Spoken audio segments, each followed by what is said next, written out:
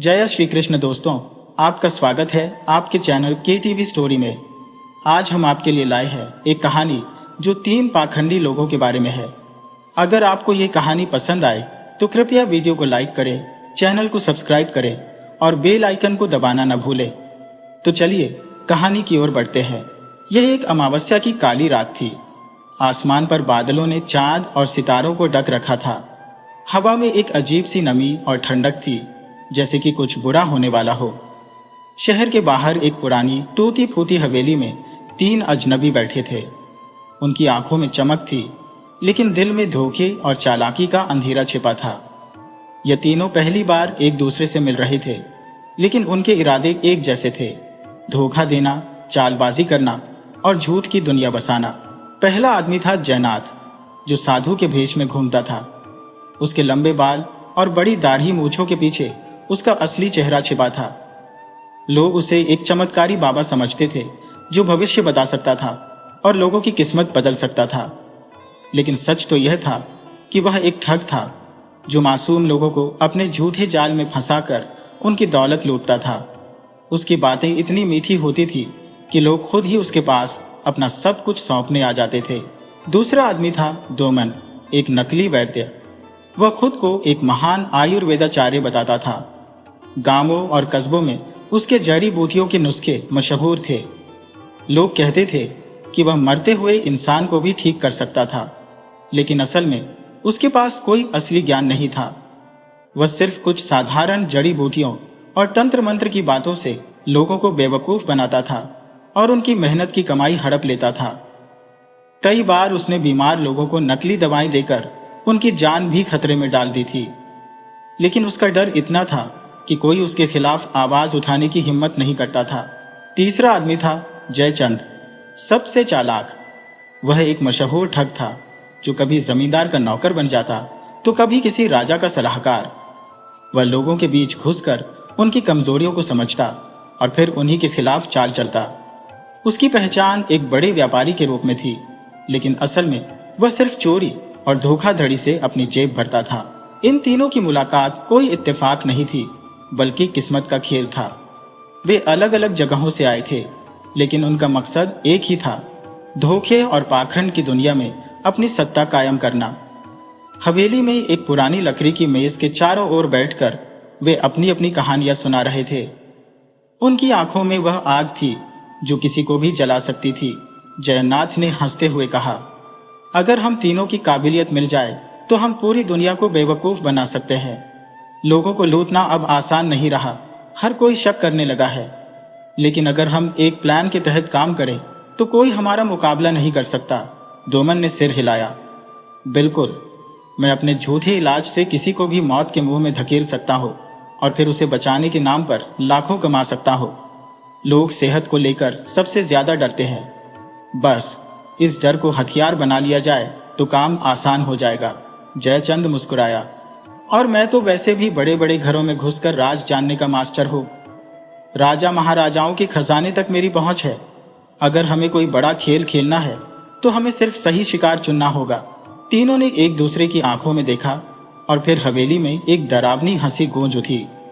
अब सवाल यह था कि उनका पहला शिकार कौन होगा। बहुत सोच विचार के बाद उन्होंने एक अमीर व्यापारी के बेटे को निशाना बनाने का फैसला किया। उस व्यापारी का नाम था महेश सेठ, जो अपने इकलौते बेटे रवि के लिए बहुत चिंतित रहता था।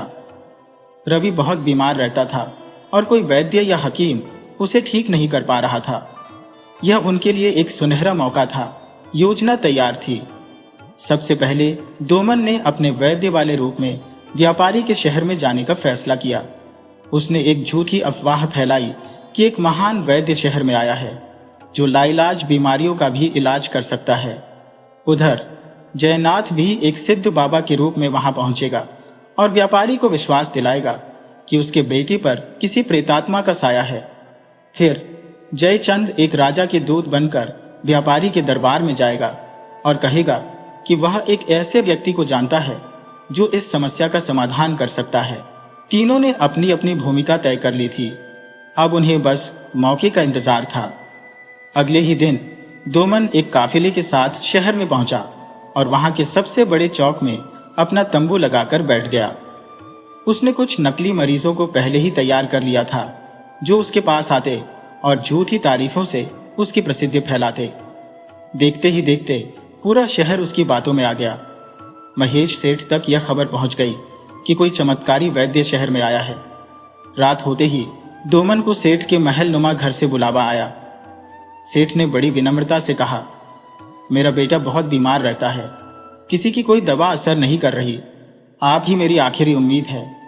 डोमन ने कुछ सोचा और गंभीर आवाज में बोला, सेठ जी, ये सिर्फ कोई सामान्य बीमारी नहीं है, आपके बेटे पर किसी दुष्ट आत्मा का साया है।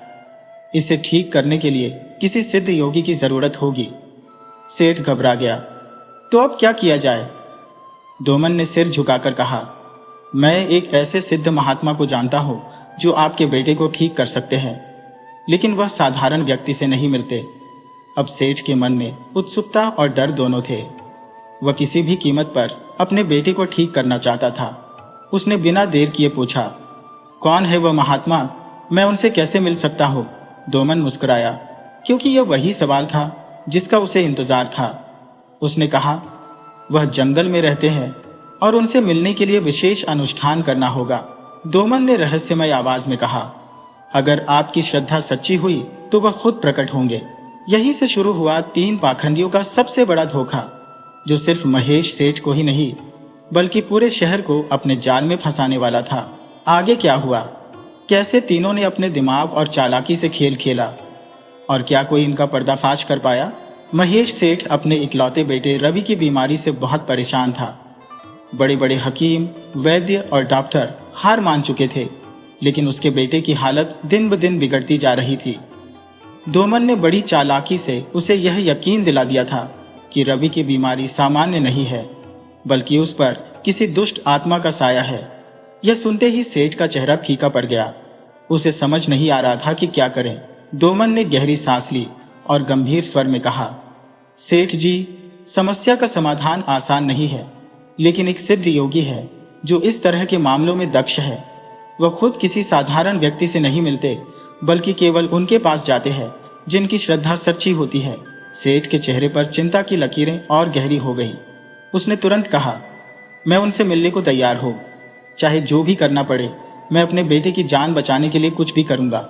डोमन के चेहरे पर एक हल्की मुस्कान आई। उसकी चाल पूरी तरह से काम कर रही थी।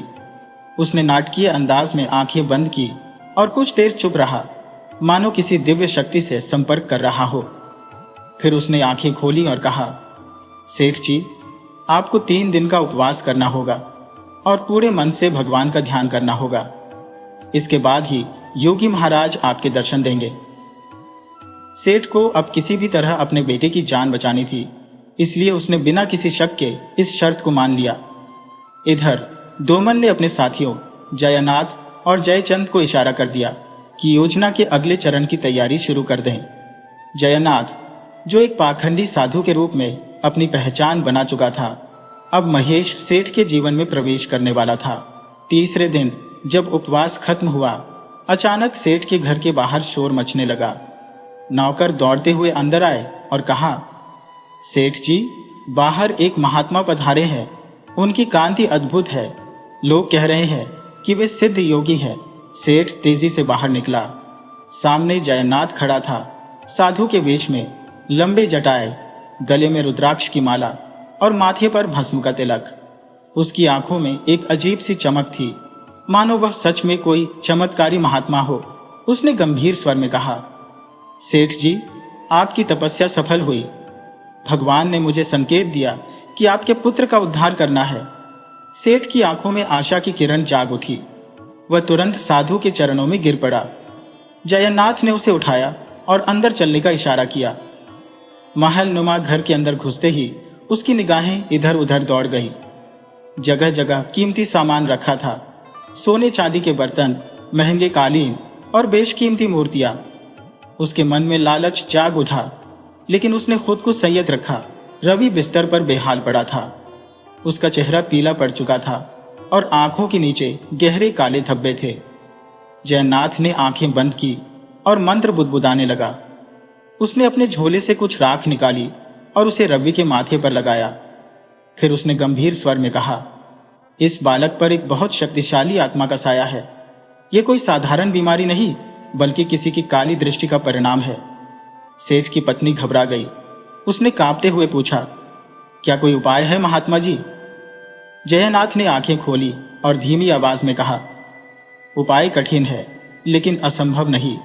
इसके लिए एक विशेष अनुष्ठान करना होगा, जो केवल एक विशेष स्थान पर ही संभव है। सेठ व्याकुल हो गया। कौन सा स्थान महात्मा जी? जयनाथ ने नाटकीय अंदाज में कहा, शहर से बाहर एक प्राचीन मंदिर है, जहां यह अनुष्ठान किया जा सकता है, लेकिन वहां जाने के लिए विशेष तैयारी करनी होगी। केवल चुनिंदा लोग ही वहां जा सकते हैं। सेठ ने तुरंत हामी भर दी। उसे बस अपने बेटे की जान बचानी थी। अगले दिन सेठ, दोमन और जयनाथ अपने कुछ नौकरों के साथ उस मंदिर की ओर निकल पड़े। ये मंदिर एक सुनसान जंगल के बीच में था, जहां आम लोग जाने से डरते थे। जयचंद पहले ही वहां पहुंच चुका था और उसने माहौल को पूरी तरह से भयानक बनाने की तैयारी कर रखी थी। जैसे ही सेठ और बाकी लोग मंदिर के करीब पहुंचे, हवा में एक अजीब सी सनसनाहट होने लगी। अचानक पक्षियों का चहचहाना बंद हो गया और वातावरण में एक अज्ञात भय समा गया। मंदिर के विशाल पत्थर के दरवाजे पर लाल रंग के अजीब निशान बनाए गए थे, जो किसी तांत्रिक विधि का आभास कराते थे। जयनाथ ने गंभीर स्वर में कहा, यह मंदिर एक समय में बहुत शक्तिशाली साधुओं की तपोस्थली था, लेकिन वर्षों पहले यहाँ एक तांत्रिक ने अपनी तंत्र साधना से इसकी शक्ति को नष्ट कर दिया। यह जगह अब दुष्ट आत्माओं का वास बन चुकी है। सेठ और उसके परिवार वालों की रूह कांप उठी। वे कांपते हुए अंदर दाखिल हुए। मंदिर के अंदर हल्की रोशनी थी और हर ओर अंधेरा फैला हुआ था।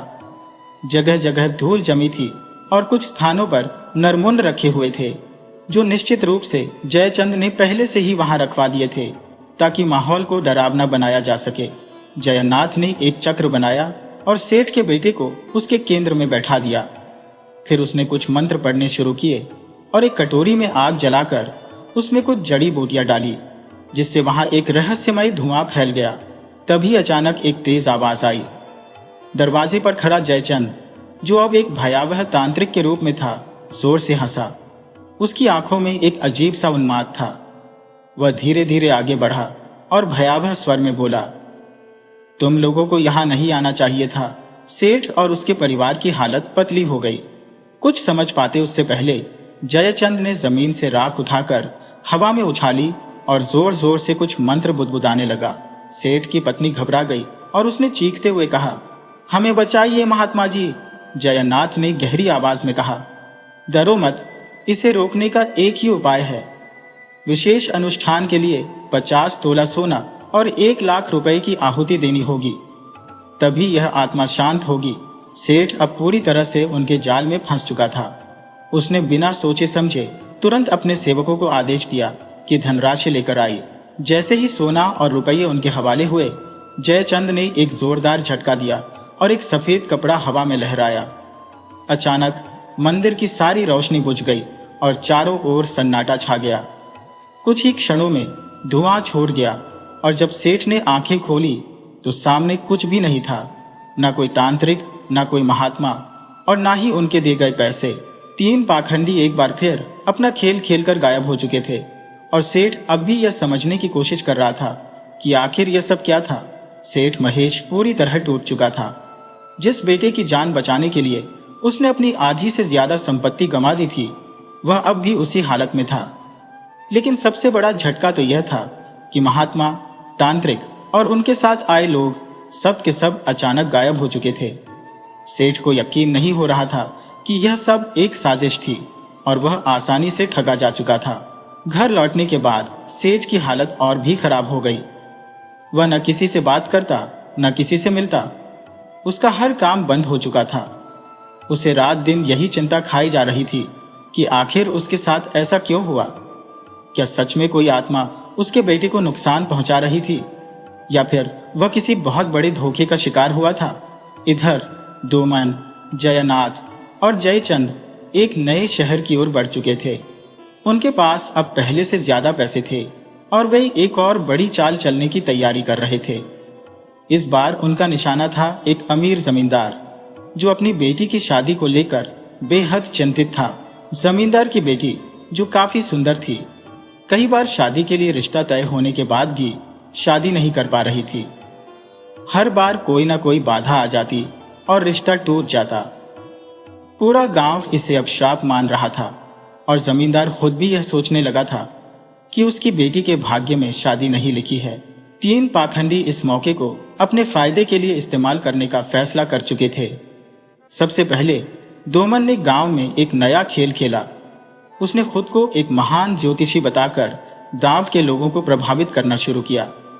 कुछ ही दिनों में उसकी भविष्यवाणियां लोगों के बीच चर्चा का विषय बन गई। किसी की खोई हुई भैंस मिल गई, किसी की फसल की समस्या हल हो गई और किसी को अपनी बिछड़ी हुई संतान का संदेश मिल गया। हालांकि यह सब दोमन की एक चाल थी।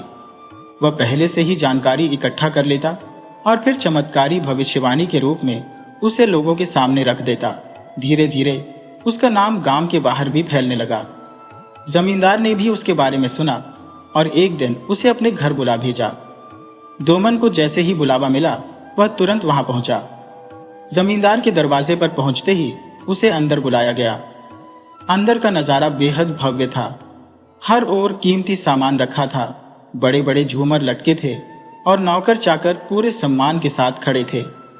दोमन समझ गया कि इस बार उसका शिकार बेहद अमीर और ताकतवर इंसान है। जमींदार ने सीधा सवाल किया, क्या आप बता सकते हैं कि मेरी बेटी की शादी क्यों नहीं हो पा रही? दोमन ने अपनी आंखें बंद की और गहरी सांस ली, मानो वह कोई दिव्य संदेश प्राप्त कर रहा हो। फिर उसने धीरे से कहा, जमींदार साहब, यह मामला बहुत गंभीर है। आपकी बेटी के पिछले जन्म के कुछ अधूरे कर्म इस जन्म में बाधा बन रहे हैं। जमींदार के चेहरे पर चिंता की लकीरें और गहरी हो गईं। उसने घबराते हुए पूछा, क्या कोई उपाय है? दोमन ने कुछ देर चुप रहने के बाद कहा, उपाय कठिन है लेकिन संभव है। इसके लिए एक विशेष अनुष्ठान करना होगा जो केवल किसी सिद्ध महात्मा के मार्गदर्शन में ही हो सकता है। जमींदार को जैसे ही यह बात पता चली, उसने बिना देर किए इस अनुष्ठान के लिए हामी भर दी। अब दोमन ने अपने साथी जयनाथ को बुलाने का इंतजाम किया, जो इस बार एक दिव्य महात्मा का रूप धारण कर चुका था। जब वह गांव में पहुंचा तो उसके स्वागत के लिए पूरा गांव उमड़ पड़ा। उसकी बड़ी बड़ी जटाएं, गले में लटकती रुद्राक्ष की मालाएं और आंखों में गंभीरता देखकर लोग उसे सच में कोई सिद्ध योगी समझ बैठे। जयनाथ ने जब जमींदार की बेटी को देखा तो वह समझ गया कि इस बार खेल और बड़ा होगा। उसने गंभीर स्वर में कहा, इस लड़की पर पिछले जन्म के कर्मों का प्रभाव है। अगर समय रहते अनुष्ठान नहीं किया गया तो यह पूरी उम्र कुंवारी रह जाएगी। जमींदार ने भयभीत होकर पूछा, महात्मा जी, इस अनुष्ठान के लिए क्या करना होगा? जयनाथ ने एक लंबी सांस ली और कहा, पहले तो एक विशेष स्थान पर अनुष्ठान करना होगा जहां किसी भी प्रकार की बुरी आत्माओं का प्रभाव ना हो। दूसरा, इसके लिए आपको 3 लाख रुपए और 100 तोला सोने की आहुति देनी होगी। ये कोई साधारण अनुष्ठान नहीं है, इसमें बहुत सावधानी बरतनी होगी। जमींदार बिना किसी सवाल के तैयार हो गया। उसके लिए अपनी बेटी की शादी सबसे बड़ी चिंता थी। कुछ ही दिनों में अनुष्ठान की तैयारी शुरू हो गई। गांव के बाहर एक प्राचीन मंदिर में एक भव्य यज्ञ किया गया, जिसमें जयनाथ और जयचंद ने मिलकर पूरा नाटक रचा। मंत्रों के उच्चारण के साथ जगह जगह राख और रंग बिरंगे फूल बिखेरे गए ताकि माहौल रहस्यमय लगे। जब अनुष्ठान शुरू हुआ तो जयचंद ने एक काले कपड़े से ढका एक रहस्यमय पिंजरा लाया, जिसमें कुछ पक्षी बंद थे। जैसे ही उसने मंत्र पढ़ना शुरू किया, उसने चुपके से पिंजरा खोल दिया और पक्षी अचानक उड़ गए। लोगों को लगा कि कोई आत्मा बाहर निकल गई है। जमींदार और उसका परिवार यह देखकर भयभीत हो गए, लेकिन जयनाथ ने तुरंत कहा, डरने की जरूरत नहीं, आत्मा अब मुक्त हो चुकी है। फिर उसने एक कटोरे में गंगा जल डालकर उसमें सोना डलवाया और धीरे धीरे पानी में मंत्र पढ़ने लगा। इसके बाद उसने सोना अपने झोले में रख लिया और कहा, अब यह पवित्र हो चुका है, इसे यज्ञ में समर्पित किया जाएगा। रात भर यह नाटक चला और अगले दिन जब यज्ञ खत्म हुआ तो जयनाथ ने घोषणा की, अब बाधा खत्म हो चुकी है, आपकी बेटी की शादी बहुत जल्द होगी। जमींदार की आंखों में आंसू थे। उसने उन्हें प्रणाम किया और अपने घर लौट आया। कुछ ही दिनों बाद जब जमींदार ने महसूस किया कि कुछ भी नहीं बदला, और शादी की कोई बात आगे नहीं बढ़ी, तब उसे थोड़ा शक हुआ। लेकिन जब तक वह सच्चाई समझ पाता, तब तक तीनों पाखंडी गांव से निकल चुके थे। अब सवाल ये था कि वे आगे किस नए शिकार की तलाश करेंगे। क्या जमींदार कभी सच्चाई का पता लगा पाएगा? और क्या महेश सेठ, जिसे उन्होंने पहले ठगा था, कभी उनके बारे में कुछ जान पाएगा? डोमन, जयनाथ और जयचंद अब तक कई लोगों को ठग चुके थे, लेकिन इस बार उनकी चालें उन्हें एक ऐसे रास्ते पर ले जाने वाली थी जहां उनका सामना अपने सबसे बड़े डर से होने वाला था। जमींदार को ठगने के बाद वे शहर से बाहर निकल गए और एक नया ठिकाना ढूंढने लगे। इस बार वे एक ऐसे गांव पहुंचे जहां के लोग बहुत धार्मिक थे, लेकिन अंधविश्वास में पूरी तरह डूबे हुए थे। ये गांव एक बड़े शिव मंदिर के लिए प्रसिद्ध था, जहां हर साल हजारों श्रद्धालु आते थे।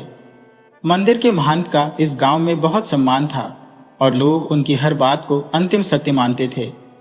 तीन ठगों ने इस गांव को अपना नया शिकार बनाने का फैसला किया। उन्होंने गांव में यह अफवाह फैला दी कि एक दिव्य साधु आने वाले हैं जो भगवान शिव के अवतार माने जाते हैं। लोग यह सुनते ही उत्साहित हो गए। गांव में हलचल मच गई। सभी को लगने लगा कि अब उनके सारे कष्ट खत्म हो जाएंगे। कुछ ही दिनों में जयनाथ एक सिद्ध महात्मा के वेश में गांव में पहुंचा।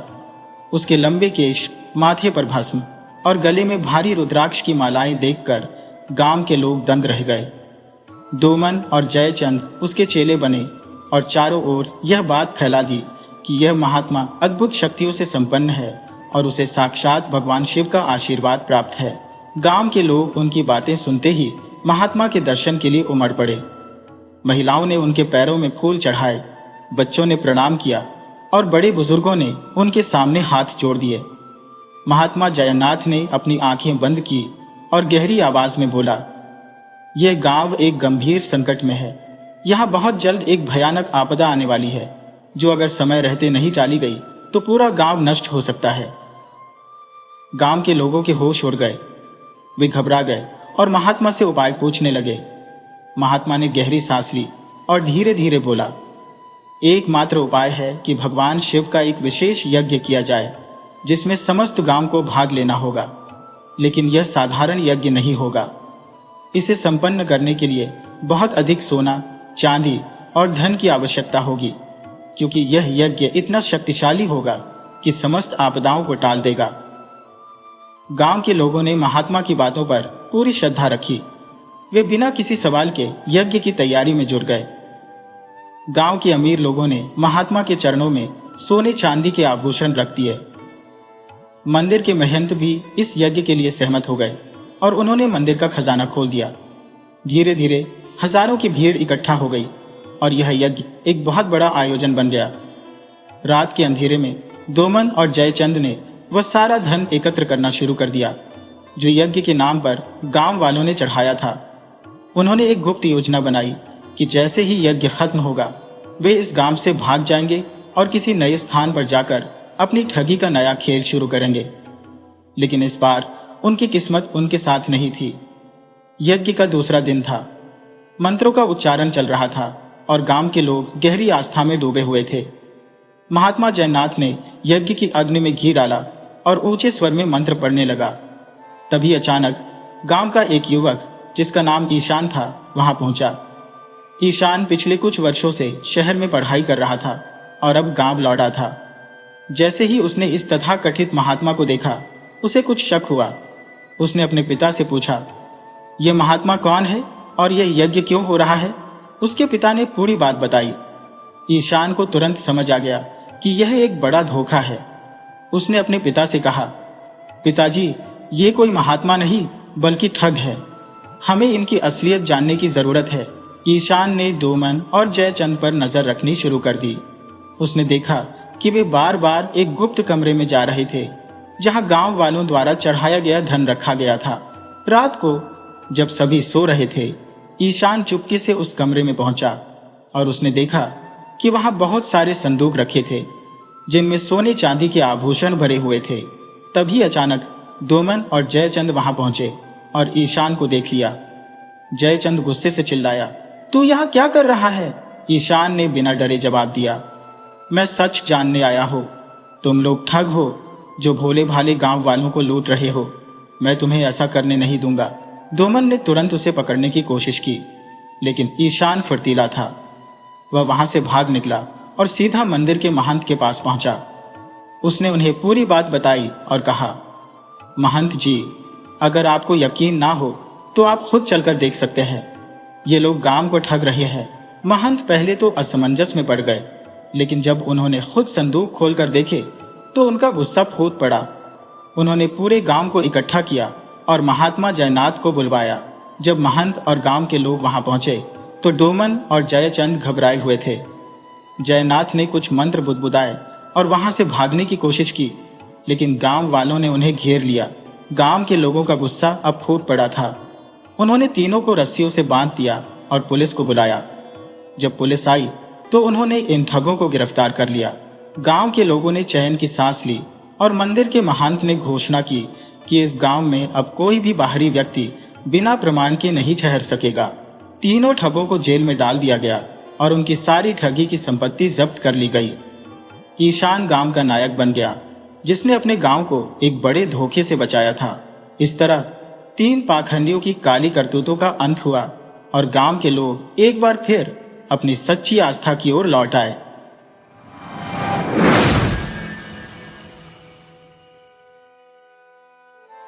जय श्री कृष्ण। दोस्तों, आपका स्वागत है अपने चैनल KTV स्टोरी में। आज हम आपके लिए लेकर आए हैं 3 आलसी भाइयों की कहानी। अगर आपको हमारी ये कहानी पसंद आए तो कृपया वीडियो को लाइक करें, चैनल को सब्सक्राइब करें और बेल आइकन को जरूर दबाएं। तो चलिए दोस्तों, कहानी की तरफ बढ़ते हैं। गांव के एक कोने में एक पुराना और बड़ा घर था, जहां 3 भाई हरि, लाखन और मोहन अपने माता पिता के साथ रहते थे। ये तीनों भाई किसी भी काम को करने से कतराते थे। उनके पिता सोम प्रसाद एक मेहनती किसान थे, जो सूरज उगने से पहले ही खेतों में काम करने चले जाते और पूरा दिन मेहनत करते। उनकी मां लक्ष्मी देवी घर का काम संभालती थी, लेकिन तीनों बेटों की लापरवाही और आलस से परेशान रहती थी। हरि सबसे बड़ा था, लेकिन उसे हर काम को टालने की आदत थी। जब भी मां उसे कोई काम करने के लिए कहती, वह बहाने बना लेता, जैसे अभी बहुत धूप है, थोड़ी देर में करूंगा, या थोड़ा आराम कर लो फिर करूंगा। लेकिन यह थोड़ी देर कभी खत्म ही नहीं होती थी। लाखन, जो बीच का भाई था, खाने पीने का बहुत शौकीन था। जब भी उसे कोई काम करने के लिए कहा जाता, वह बहाना बना लेता कि उसे भूख लगी है और पहले कुछ खाना है। खाना खाने के बाद वह कहता कि अब उसे नींद आ रही है, और इस तरह सारा दिन बेकार ही निकल जाता था। सबसे छोटा मोहन तो सबसे ज्यादा आलसी था। उसे तो कपड़े पहनने और नहाने तक में आलस आता था। जब मां उसे नहाने के लिए कहती तो वह हफ्तों तक टालता रहता और कहता, गर्मी में नहाने की क्या जरूरत है, और सर्दी में तो वह कहता, वैसे भी नहीं नहाना चाहिए। गांव वाले भी इन तीनों भाइयों को देखकर हंसते थे। कई बार उनके पिता ने उन्हें काम पर लगाने की कोशिश की, लेकिन कोई फायदा नहीं हुआ। एक दिन सोम प्रसाद ने सोचा कि अगर इन्हें ऐसे ही छोड़ दिया गया तो ये जिंदगी भर किसी काम के नहीं रहेंगे। उन्होंने फैसला किया कि अब उन्हें कोई सबक सिखाना ही पड़ेगा। एक दिन पिता ने तीनों बेटों को बुलाया और कहा, मैं अब बूढ़ा हो रहा हूं और मुझे खेत में मदद की जरूरत है। तुम तीनों को अब काम सीखना होगा। यह सुनकर तीनों भाइयों के चेहरे लटक गए। हरि ने तुरंत कहा, बाबा, खेत में काम करना बहुत मुश्किल होता है, हमें कोई दूसरा काम दे दीजिए। लाखन ने भी हामी भरते हुए कहा, हाँ बाबा, हम कुछ और कर लेंगे, लेकिन खेत में काम नहीं करेंगे। मोहन ने तो सीधा कह दिया, मुझे कोई भी काम पसंद नहीं, मुझे तो बस सोना पसंद है। सोम प्रसाद को अपने बेटों पर गुस्सा आया, लेकिन उन्होंने धैर्य रखा। वे जानते थे कि इन बेटों को सीधे डांटने से कोई फायदा नहीं होगा। उन्होंने चुपचाप कुछ सोचा और फिर मुस्कुराकर बोले, ठीक है, अगर तुम खेत में काम नहीं करना चाहते तो कोई बात नहीं, लेकिन मैं चाहता हूं कि तुम तीनों कुछ ना कुछ सीखो। मैं तुम्हें 3 दिन का समय देता हूं। इन 3 दिनों में अगर तुम मुझे यह साबित कर दो कि तुम बिना मेहनत किए अमीर बन सकते हो, तो मैं तुमसे कभी कोई काम नहीं करवाऊंगा। लेकिन अगर तुम असफल हुए तो फिर तुम्हें वही करना होगा जो मैं कहूंगा। तीनों भाइयों को यह शर्त बहुत आसान लगी। वे सोचने लगे कि बिना मेहनत के अमीर कैसे बना जाए। हरि ने सोचा कि अगर वह किसी अमीर आदमी से दोस्ती कर ले तो वह उसे पैसे दे सकता है। लाखन को लगा कि अगर वह कोई जुआ खेल ले तो जल्दी पैसे कमा सकता है। मोहन ने कुछ भी सोचना जरूरी नहीं समझा, क्योंकि उसे यकीन था कि वह किसी न किसी बहाने से बच ही जाएगा। अगले दिन तीनों भाई अपनी अपनी योजना के साथ निकले। हरि गांव के सबसे अमीर आदमी सेठ दीनानाथ के पास गया। उसने सोचा कि वह सेठ से दोस्ती कर ले और फिर उससे उधार पैसे मांग ले। वह सेठ के पास गया और बोला, सेठ जी, आप बहुत अमीर हैं, लेकिन क्या आपको कभी अकेलापन महसूस होता है? अगर आपको कोई अच्छा दोस्त चाहिए तो मैं आपकी मदद कर सकता हूं। सेठ ने पहले तो उसकी बात सुनी, फिर हंसते हुए बोला, अच्छा, तो तुम दोस्ती के नाम पर मुझसे पैसे ठगना चाहते हो? सेठ ने उसे तुरंत भगा दिया। इधर लाखन ने सोचा कि अगर वह जुआ खेले तो जल्दी पैसे कमा सकता है। उसने गांव के कुछ जुआरियों से संपर्क किया और उनके साथ दांव लगाने बैठ गया। उसने अपनी जेब में रखे थोड़े बहुत पैसे लगाए, लेकिन कुछ ही देर में वह सब हार गया। लाखन को अब समझ में आया कि बिना मेहनत के पैसा कमाना आसान नहीं है। सबसे छोटा मोहन, जिसे कुछ भी करने का मन नहीं था, उसने सोचा कि अगर वह किसी को रो धोकर अपनी कहानी सुनाएगा तो शायद कोई दया करके उसे पैसे दे देगा। वह एक साधु के पास गया और बोला, बाबा, मैं बहुत गरीब हूं, मुझे कुछ पैसे दे दो। साधु ने उसकी तरफ देखा और कहा, बेटा, तुम्हारे हाथ पैर सलामत है, तुम खुद मेहनत क्यों नहीं करते? यह सुनकर मोहन निराश होकर वापस लौट आया। तीनों भाई घर लौटे तो उनके पिता ने पूछा, क्या तुमने बिना मेहनत के अमीर बनने का कोई तरीका खोज लिया? तीनों ने चुपचाप सिर झुका लिया। सोम प्रसाद मुस्कुराए और बोले, तो अब तुम समझ गए कि मेहनत के बिना कुछ नहीं मिलता। अब मैं तुम्हें बताऊंगा कि असली सफलता कैसे मिलती है। लेकिन यह बात सुनकर तीनों भाइयों को अंदाजा भी नहीं था कि उनके पिता की अगली योजना क्या होगी। वे सोच रहे थे कि शायद अब उन्हें सच में मेहनत करनी पड़ेगी, मगर असली खेल अभी बाकी था। तीनों भाई अपने पिता की बात सुनकर परेशान हो गए थे। उन्होंने सोचा था कि बिना मेहनत के कुछ न कुछ तो मिल ही जाएगा, लेकिन यह तरीका काम नहीं आया। अब वे समझ नहीं पा रहे थे कि आगे क्या करें। उधर उनके पिता सोम प्रसाद ने उनके लिए एक नई योजना बना ली थी। अगली सुबह उन्होंने अपने बेटों को बुलाया और कहा, अब तुम लोगों के पास एक आखिरी मौका है। मैं चाहता हूं कि तुम तीनों इस गांव से बाहर जाकर अपनी किस्मत आजमाओ। अगर तुम अगले 7 दिनों में कुछ ऐसा कर पाओ जिससे यह साबित हो जाए कि मेहनत के बिना भी कुछ मिल सकता है, तो मैं कभी तुमसे काम करने के लिए नहीं कहूंगा। लेकिन अगर तुम असफल हुए तो फिर तुम्हें मेरी बात माननी ही पड़ेगी। तीनों भाइयों को यह चुनौती अजीब लगी, लेकिन उन्होंने सोचा कि घर पर बैठे रहने से अच्छा है कि वे बाहर जाएं और किस्मत आजमाएं। वे अपने अपने रास्ते निकल पड़े। हरि सबसे पहले गांव से कुछ दूर एक सुनसान इलाके में पहुंचा। वहां एक पुराना मंदिर था, जिसके बारे में कहा जाता था कि वहां एक साधु रहते हैं जो हर सवाल का जवाब जानते हैं। हरि ने सोचा कि अगर वह साधु से कोई चमत्कारी उपाय पूछ ले तो शायद उसे मेहनत के बिना धन मिल जाए। वह मंदिर के अंदर गया तो देखा कि वहां एक बूढ़े साधु तपस्या कर रहे थे।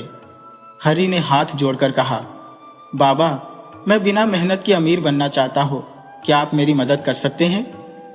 साधु ने धीरे से आंखें खोली और बोले, बेटा, संसार में कुछ भी बिना मेहनत के नहीं मिलता, लेकिन अगर तुम्हें सच में कोई रास्ता चाहिए तो तुम पहाड़ी के उस पार जाओ। वहां तुम्हें एक रहस्यमयी दरवाजा मिलेगा।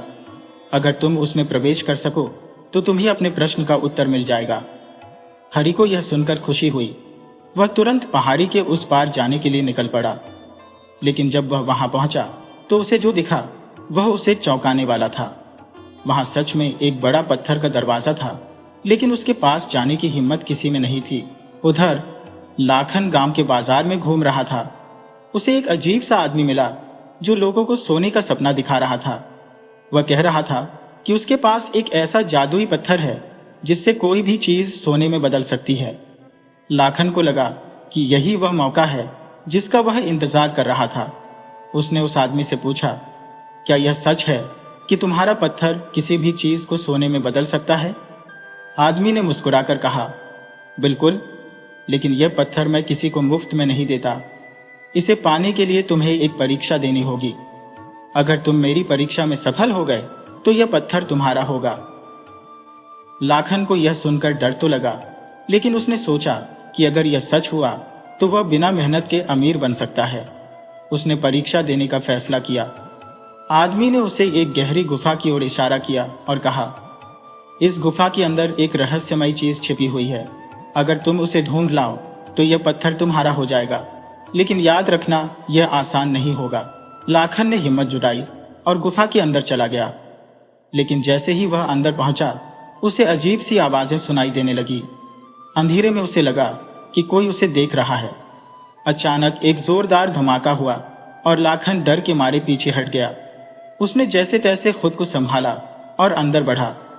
वहां उसे एक पुराना संदूक दिखा। उसने जल्दी से संदूक को खोला, लेकिन उसमें कुछ नहीं था। तभी पीछे से वह आदमी हंसते हुए बोला, तुम असफल हो गए। इस पत्थर को पाने के लिए तुम्हें अपनी बुद्धि और मेहनत दोनों लगानी होगी। लाखन निराश होकर बाहर आया। अब उसे समझ आ गया था कि यह सब सिर्फ लोगों को बेवकूफ बनाने का तरीका था। इधर मोहन को बिना मेहनत के कुछ पाने का सबसे आसान तरीका भी मिल गया था। वह एक जादूगर से मिला जिसने उसे एक शर्त दी। शर्त यह थी कि अगर मोहन एक रात बिना डरे जंगल में बिता ले तो उसे एक बड़ा इनाम मिलेगा। मोहन को लगा कि यह तो बहुत आसान है।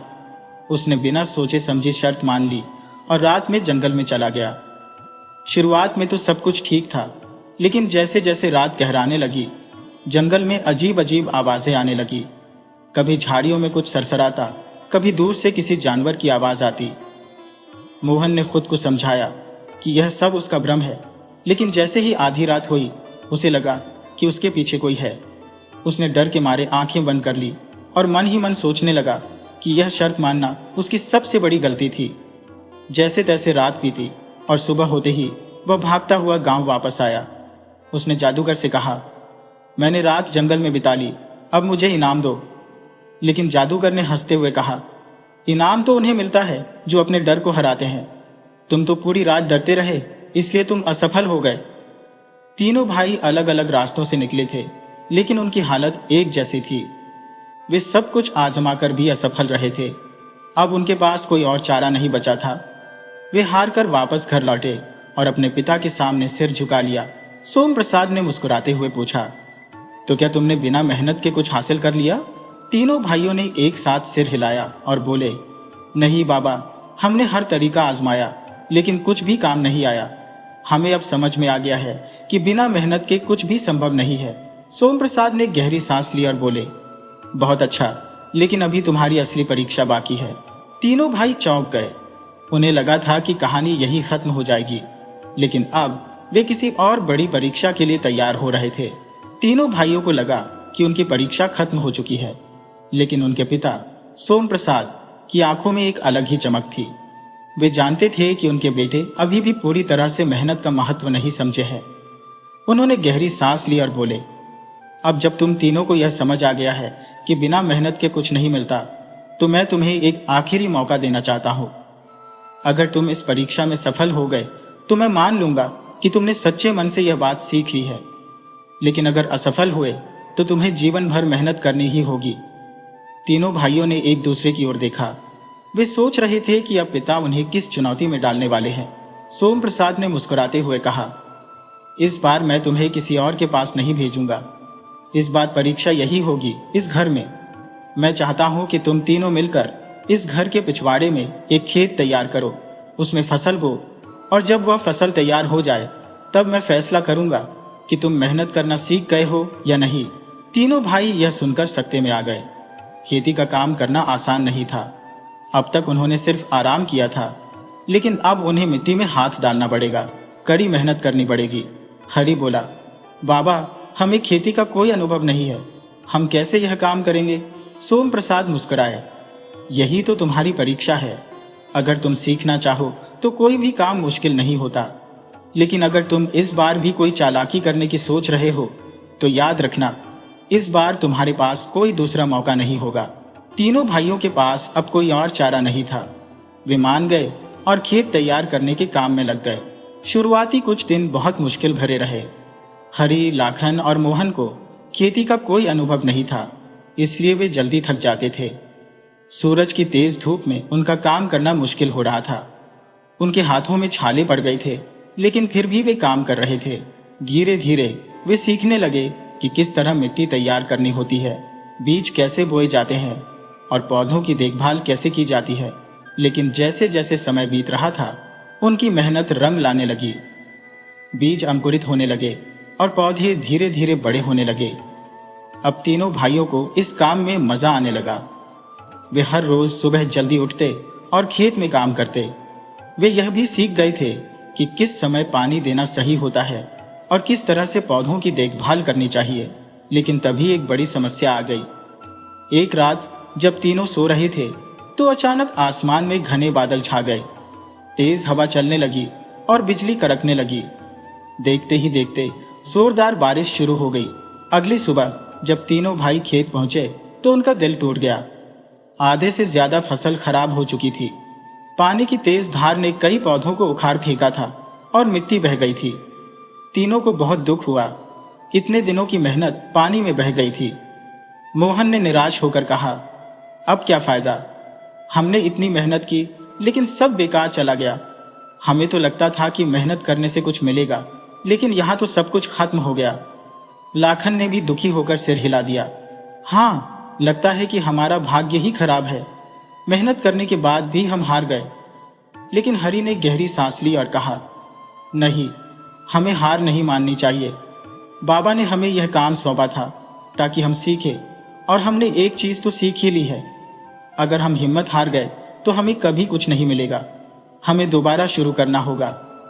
मोहन और लाखन ने उसकी बात सुनी और सोचा कि वह सही कह रहा है। उन्होंने ठान लिया कि वे दोबारा कोशिश करेंगे।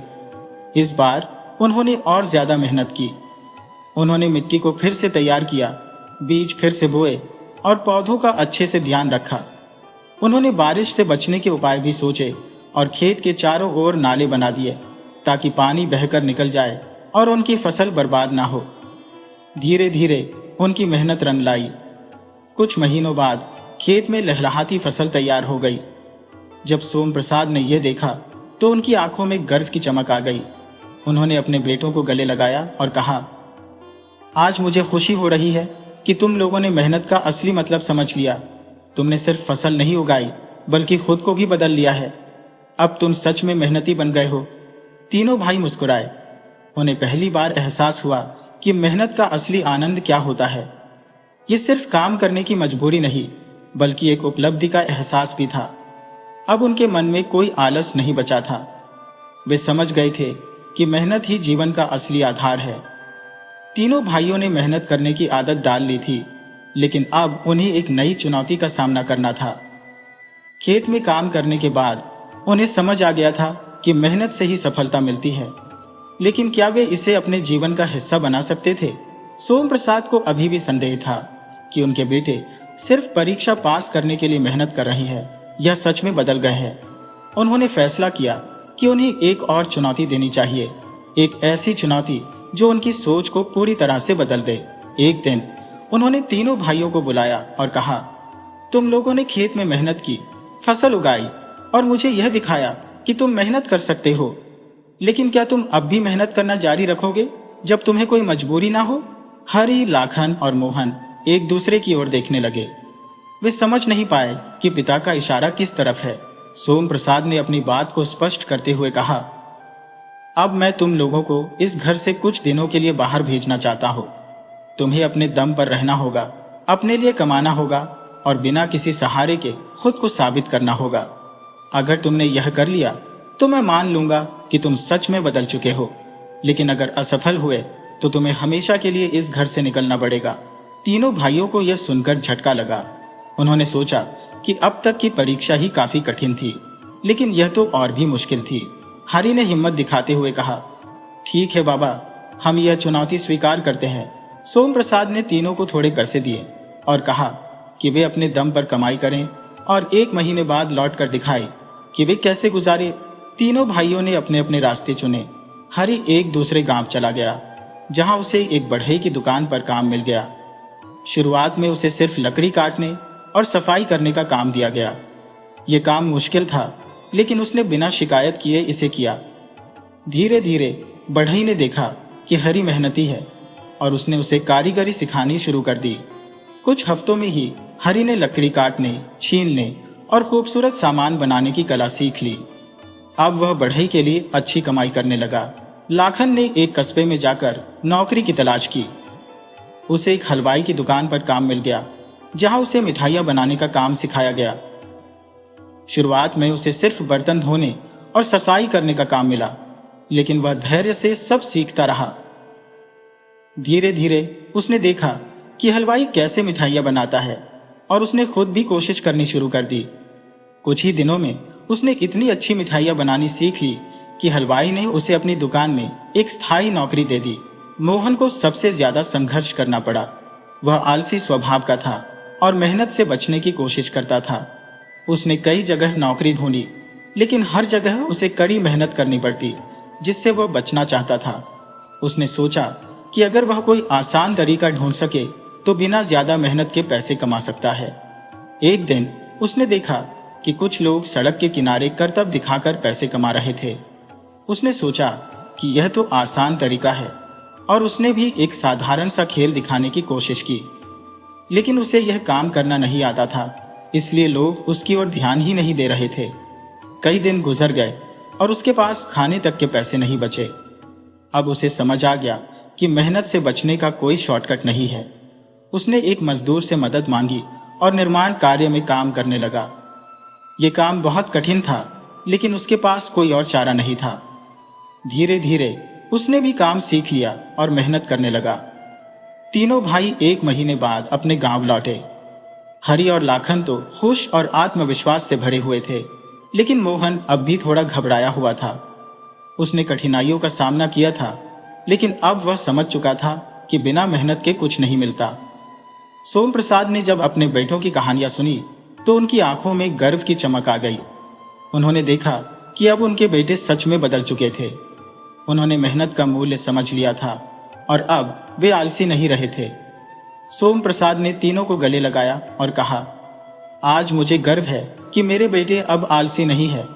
अब तुम सच में मेहनती बन गए हो। तीनों भाइयों ने एक दूसरे की ओर देखा और मुस्कुरा दिए। अब वे जानते थे कि मेहनत ही सच्चा सुख देती है।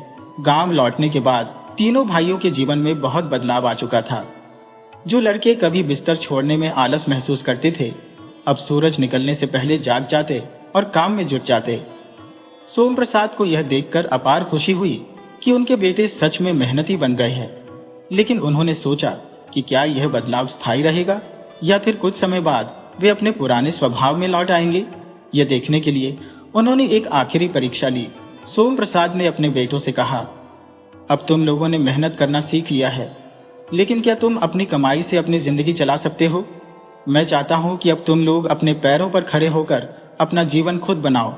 तुम्हें यह घर छोड़कर अपने दम पर आगे बढ़ना होगा। मैं देखना चाहता हूं कि तुम अपनी मेहनत से कितनी ऊंचाई तक पहुंच सकते हो। तीनों भाई अपने पिता का यह निर्णय सुनकर पहले तो थोड़ा हैरान हुए, लेकिन अब वे इतने आत्मनिर्भर हो चुके थे कि उन्होंने इसे चुनौती के रूप में स्वीकार किया। वे अब गांव से बाहर निकलने के लिए तैयार थे, लेकिन इस बार उनका मनोबल पहले से कहीं ज्यादा मजबूत था। हरी ने अपने बढ़ईगिरी के हुनर को और निखारने के लिए शहर जाने का फैसला किया। उसने सुना था कि शहर में लकड़ी के बढ़िया फर्नीचर की काफी मांग है। वह शहर पहुंचा और एक बड़े फर्नीचर व्यापारी के पास काम करने लगा। वह अपने हाथों से इतने सुंदर और मजबूत फर्नीचर बनाने लगा कि जल्द ही लोग उसकी कारीगरी की तारीफ करने लगे। धीरे धीरे उसने अपनी खुद की एक छोटी दुकान खोल ली और उसका नाम होने लगा। लाखन ने मिठाइयां बनाने में अपनी रुचि को आगे बढ़ाने का फैसला किया। उसने सोचा कि अगर वह अपने खुद के हाथ से बनी मिठाइयां बेच सके तो इससे उसका नाम हो सकता है। उसने गांव में ही एक छोटी सी दुकान खोली और अपनी अनोखी मिठाइयों की वजह से जल्द ही उसका व्यापार चल निकला। उसकी दुकान की मिठाइयां इतनी स्वादिष्ट होती थी कि लोग दूर दूर से खरीदने आते। वह अब सिर्फ गांव में ही नहीं बल्कि आसपास के कस्बों में भी मशहूर हो गया था। मोहन को अपनी गलती का एहसास हो चुका था कि उसने हमेशा आसान रास्ता ढूंढने की कोशिश की थी। अब उसने फैसला किया कि वह किसी शॉर्टकट की तलाश नहीं करेगा, बल्कि मेहनत से अपना भविष्य बनाएगा। उसने निर्माण कार्य में अपनी रुचि विकसित कर ली थी और उसने एक ठेकेदार के अधीन काम करना शुरू किया। धीरे धीरे उसने निर्माण का पूरा काम सीख लिया और कुछ वर्षों में खुद ठेकेदारी करने लगा। अब वह एक सफल ठेकेदार बन गया था और लोग उसकी ईमानदारी और मेहनत की बहुत तारीफ करने लगे थे। समय बीतता गया। तीनों भाइयों ने अपनी अपनी मेहनत से एक अच्छी जिंदगी बना ली थी। वे पहले से कहीं ज्यादा आत्मनिर्भर और जिम्मेदार बन चुके थे। कुछ वर्षों बाद वे अपने माता पिता से मिलने गांव लौटे। जब सोम प्रसाद ने देखा कि उनके तीनों बेटे अब सफल और मेहनती बन गए हैं, तो उनकी आंखों में खुशी के आंसू आ गए। उन्होंने अपने बेटों को गले लगाया और कहा, मुझे आज तुम पर गर्व है। तुमने साबित कर दिया कि मेहनत ही सबसे बड़ी ताकत होती है। जब तक तुम मेहनत करते रहोगे, तब तक तुम कभी असफल नहीं हो सकते। तीनों भाइयों ने भी अपने पिता के चरण स्पर्श किए और कहा, आपकी सिखाई हुई बातों ने ही हमें इस मुकाम तक पहुंचाया है। अगर आप हमें मेहनत करने की सीख ना देते, तो आज भी हम आलसी होते और अपनी जिंदगी बर्बाद कर चुके होते। गांव के लोग भी यह देखकर चकित थे कि जो तीन भाई कभी सबसे बड़े आलसी हुआ करते थे, वे अब गांव के सबसे सफल और मेहनती इंसान बन चुके थे। लोग उनकी कहानियां सुनकर अपने बच्चों को मेहनत करने की सीख देने लगे। इस तरह तीनों भाइयों की जिंदगी पूरी तरह से बदल चुकी थी। वे अब अपने अपने क्षेत्र में सफलता की नई ऊंचाइयों तक पहुंच चुके थे। लेकिन एक चीज जो नहीं बदली थी, वह थी उनकी मेहनत और लगन। वे अब जानते थे कि जीवन में कुछ भी हासिल करना है तो आलस को त्याग कर परिश्रम का रास्ता अपनाना ही एकमात्र उपाय है। इस कहानी से हमें यह सीख मिलती है कि जीवन में सफलता का कोई शॉर्टकट नहीं होता। जो लोग मेहनत से भागते हैं, वे जीवन में कभी आगे नहीं बढ़ पाते। लेकिन जो श्रम को अपनाते हैं, वे हर कठिनाई को पार करके अपनी मंजिल तक पहुंचते हैं। तीनों भाइयों ने आलस को त्याग कर यह साबित कर दिया कि मेहनत और लगन से कुछ भी संभव है। अगर हम अपने जीवन में बदलाव लाना चाहते हैं, तो हमें भी आलस को छोड़कर कड़ी मेहनत करनी होगी। सफलता केवल उन्हीं को मिलती है जो अपने लक्ष्य के प्रति समर्पित रहते हैं और हर परिस्थिति में डटे रहते हैं।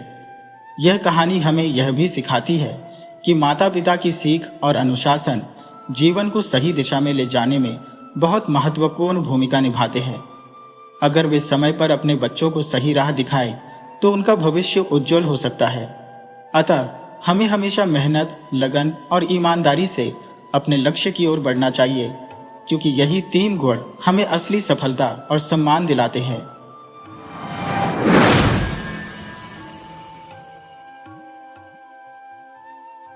किसी समय की बात है, एक नगर में एक युवा रहता था जिसका नाम खैरू था। खैरू के पिता का निधन उसके बाल्यकाल में ही हो गया था और उसकी माता ने ही उसे बड़े संघर्षों से पाल पोसकर बड़ा किया था। खैरू बेहद बुद्धिमान और चतुर युवक था। उसे बचपन से ही पुस्तकें पढ़ने का बहुत शौक था और वह अब तक सैकड़ों किताबें पढ़ चुका था। हालांकि खैरू इतना गरीब था कि वह खुद किताबें नहीं खरीद सकता था, परंतु उसके मामा उसकी इस काम में मदद करते थे। खैरू के मामा उसे किताबें लाकर देते और समय समय पर उसकी सहायता करते रहते थे। खैरू भी एक नेक दिल इंसान था। वह हमेशा दूसरों की मदद के लिए तैयार रहता और हर व्यक्ति से खुशी खुशी मिलता। खैरू की एक अजीब आदत थी कि वह दिन रात सोते जागते, उठते बैठते एक ही सपना देखता था कि वह अपने देश का बादशाह बन गया है। यह वह किसी लालच की वजह से नहीं करता था, बल्कि वह चाहता था कि बादशाह बनकर वह लोगों की भलाई के लिए वर्तमान बादशाह से भी अधिक काम करे और लोगों के दुख दर्द को दूर करे। एक दिन उसने अपने बादशाह बनने के सपने को अपनी मां को सुनाया। उसकी मां हंसते हुए बोली, ओ मेरे भोले बेटे, तुम ये सपना क्यों देखते हो? क्या तुम नहीं जानते कि तुम कभी भी बादशाह नहीं बन सकते? मां की बात सुनकर खैरू बोला, मां, तुम ऐसी बातें क्यों करती हो? आखिर मैं बादशाह क्यों नहीं बन सकता? मुझ में और बादशाह में फर्क ही क्या है? वह भी मेरी तरह ही एक इंसान है। मां ने उसे समझाया, बेटा, हम गरीब लोग हैं और गरीबों को बादशाह बनने का कोई अधिकार नहीं है, इसलिए तुम बादशाह नहीं बन सकते। परंतु मां की बात का खैरू पर कोई असर नहीं पड़ा। वह अब भी बादशाह बनने के सपने देखता रहा और अपने इस सपने के बारे में हर एक जानने वाले को बताता। लोग उसकी बातें सुनकर उसे नादान समझकर मुस्कुरा देते। कुछ समय बाद उसके इस सपने के बारे में पूरे इलाके में चर्चा होने लगी। जहां भी 4 लोग इकट्ठा होते, वे खैरू के इस सपने के बारे में बातें करने लगते। धीरे धीरे इस बात की खबर देश के बादशाह तक भी पहुंच गई। बादशाह ने तुरंत खैरू को अपने दरबार में हाजिर करने का आदेश दिया। सिपाहियों ने जल्द ही खैरू को पकड़कर बादशाह के सामने पेश कर दिया। बादशाह पहले तो निर्धन खैरू को देखकर अत्यंत विस्मित हुआ। फिर उसने कहा, मैंने सुना है कि तुम बादशाह बनने का स्वप्न देख रहे हो और लोगों को भी इसके बारे में बता रहे हो। खैरू ने सिर झुकाकर कहा, जी हुजूर, आपने बिल्कुल सही सुना है, मगर तुम यह स्वप्न क्यों देखते हो? क्या तुम नहीं समझते कि बादशाह बनना अत्यंत कठिन कार्य है? और वैसे भी राजगद्दी पर केवल बादशाह का पुत्र ही बैठ सकता है। जब तुम्हारा राज घराने से कोई संबंध नहीं है तो तुम बादशाह कैसे बन सकते हो? बादशाह की आवाज में अब एक शक्ति सी आ गई थी। खैरू ने उत्तर दिया, बादशाह सलामत, मैं यह सब पहले से ही जानता हूं, लेकिन बादशाह भी तो मेरी ही तरह से एक इंसान होता है। सब इंसान समान है, इसीलिए यह आवश्यक नहीं कि राजगद्दी पिता से पुत्र को ही मिले, बल्कि जो व्यक्ति अधिक योग्य और अधिक समझदार हो उसे ही राजगद्दी मिलनी चाहिए। खैरू की यह बातें सुनकर बादशाह के पास कोई उत्तर नहीं था। वह कुछ क्षणों के लिए मौन रहा और फिर बोला, खैरू, तुम्हारी यह बात मेरे हृदय में घर कर गई है। यदि तुम इस देश के बादशाह बनना चाहते हो और अपने स्वप्न को साकार करना चाहते हो तो मैं तुम्हें एक अवसर दूंगा। बोलो, तैयार हो? बादशाह की बात सुनकर सभी लोग हैरान थे, परंतु कोई कुछ नहीं बोला। तब खैरू ने बड़ी ही खुशी से कहा, जी बादशाह सलामत, मैं तैयार हूं। बताइए, मेरे लिए क्या आदेश है? तो सुनो खैरू, तुम्हें मेरी 4 शर्तों को पूरा करना होगा। इनमें से 3 तो प्रश्न है जिनके तुम्हें उत्तर देने होंगे और एक कार्य है जो तुम्हें संपन्न करना होगा। यदि तुम यह चारों शर्तें पूरी कर दो तब तुम मेरी राजगद्दी के हकदार बन सकते हो। बादशाह की बात सुनकर खैरू के होठों पर मुस्कान आ गई। वह बोला, हुजूर, आप जैसे चाहें वैसे प्रश्न मुझसे कर सकते हैं। मैंने बहुत सी किताबें पढ़ी हैं और इस दुनिया में ऐसा कोई प्रश्न नहीं जिसका उत्तर मुझे ज्ञात न हो, और ऐसा कोई कार्य नहीं जिसे कोई इंसान पूरा न कर सके। खैरू की हिम्मत देखकर बादशाह के साथ साथ बाकी लोग भी हैरान थे। बादशाह ने कहा, तो सुनो, मेरा पहला प्रश्न है। मान लो मेरे पास एक डिब्बा है जिसके भीतर एक और डिब्बा है और उसके अंदर एक और डिब्बा है। यह तीसरा डिब्बा एक मजबूत धातु का बना हुआ है, लेकिन जब उस धातु के डिब्बे को खोला गया तो उसके भीतर कुछ नहीं निकला। इसका क्या अर्थ है? अब दूसरा प्रश्न सुनाओ। दूसरा प्रश्न यह है कि यदि कोई स्वप्न देखे कि एक सुनहरी थाली में 2 प्याले रखे हुए हैं, उनमें से एक में मीठा शरबत है और दूसरे में विष है, तो इसका क्या अर्थ है? और तीसरा प्रश्न यह है कि यदि मेरी बेटी शहजादी के पास एक चांदी की थाली में एक गुड्डा और एक गुड़िया रखी हुई है और उनके बीच में एक चांदी की अंगूठी पड़ी है, तो इन चीजों का क्या अर्थ है? इन तीनों प्रश्नों का यदि तुम सही उत्तर दे पाओ तो अंत में तुम्हें जो कार्य करना है वह यह कि अपने नगर में तुम्हें एक विशाल तालाब बनाना है, जिससे पूरे इलाके के लोगों की पानी की समस्या का समाधान हो सके। इन शर्तों को पूरा करने के लिए कोई समय सीमा निर्धारित नहीं है। तुम जितना समय चाहो उतना ले सकते हो, चाहे 3 दिन, 3 महीने या 3 साल में यह कार्य पूरा करो, मुझे कोई आपत्ति नहीं है। जब तुम सभी शर्तों को पूरा कर लोगे तो ये राजगद्दी तुम्हारी हो जाएगी। जब बादशाह सलामत ने अपनी बात समाप्त की तो खैरू ने विनम्रता से कहा, बादशाह सलामत, आपने जो प्रश्न मुझसे पूछे हैं उनका उत्तर देना मेरे लिए कोई कठिन कार्य नहीं है। मुझे इसके लिए कोई समय नहीं चाहिए। मैं अभी इसी क्षण आपके प्रश्नों के उत्तर दे सकता हूँ। तो सुनिए, आपका पहला प्रश्न धातु के डिब्बे से जुड़ा हुआ है, जो एक बड़े डिब्बे में बंद है, और वह बड़ा डिब्बा भी एक अन्य डिब्बे के अंदर बंद है। जब उस धातु के डिब्बे को खोला जाता है तो उसके अंदर कुछ भी नहीं निकलता। इसका तात्पर्य शाही खजाने से है, और वास्तविकता यह है कि आपका शाही खजाना इस वक्त बिल्कुल खाली पड़ा है। दूसरा प्रश्न आपने 2 प्यालों के बारे में पूछा है, जिनमें से एक में शरबत है जो मीठा है और दूसरे प्याले में कड़वा जहर है। ये दोनों प्याले एक सुनहरे थाल पर रखे हुए हैं। ये सुनहरी थाल आपकी राजगद्दी का प्रतीक है और शरबत का मतलब शाही महल की सुख सुविधाएं हैं, जबकि जहर का मतलब राजकाज चलाने और कानून का पालन करवाने की कठोरता से है, जिनके बिना राज नहीं किया जा सकता। तीसरे प्रश्न में आपने पूछा कि शहजादी ने एक चांदी की थाल में एक गुड्डा और एक गुड़िया रखी हुई है और उनके बीच में चांदी की अंगूठी पड़ी है। बादशाह सलामत, इसका अर्थ है कि शहजादी की उम्र विवाह के योग्य हो चुकी है और अब वह अपना घर बसाना चाहती है। लेकिन आप अपनी राजपाट की जिम्मेदारियों में एक पिता की जिम्मेदारी को भूल गए हैं। खैरू के उत्तर सुनकर बादशाह हैरान रह गया और कुछ बोल नहीं सका। पूरे दरबार में बैठे दरबारियों और मंत्रियों के चेहरे देखने लायक थे। सब एक दूसरे की ओर देखकर हैरान हो रहे थे कि कोई व्यक्ति ऐसे कठिन प्रश्नों के उत्तर इतनी आसानी और शीघ्रता से कैसे दे सकता है। सभी लोग, यहाँ तक कि बादशाह भी, खैरू की बुद्धिमानी का लोहा मान गए। बादशाह ने कहा, खैरू, तुम्हारे दिए गए उत्तर वास्तव में प्रशंसा के योग्य है, लेकिन अभी एक आखिरी शर्त तुम्हें पूरी करनी है। अपने इलाके में जाकर एक इतना बड़ा तालाब बनाना है जिससे कि पूरे क्षेत्र की पानी की समस्या का समाधान हो सके। तब खैरू ने कहा, हुजूर, आपकी इस आखिरी शर्त को पूरा करने के लिए मुझे कुछ समय लगेगा। कृपया मुझे आज्ञा दीजिए ताकि मैं अपने कार्य को पूरा कर सकूं। बादशाह कुछ चिंतित स्वर में बोले, हाँ, अब तुम्हें जाने की अनुमति है।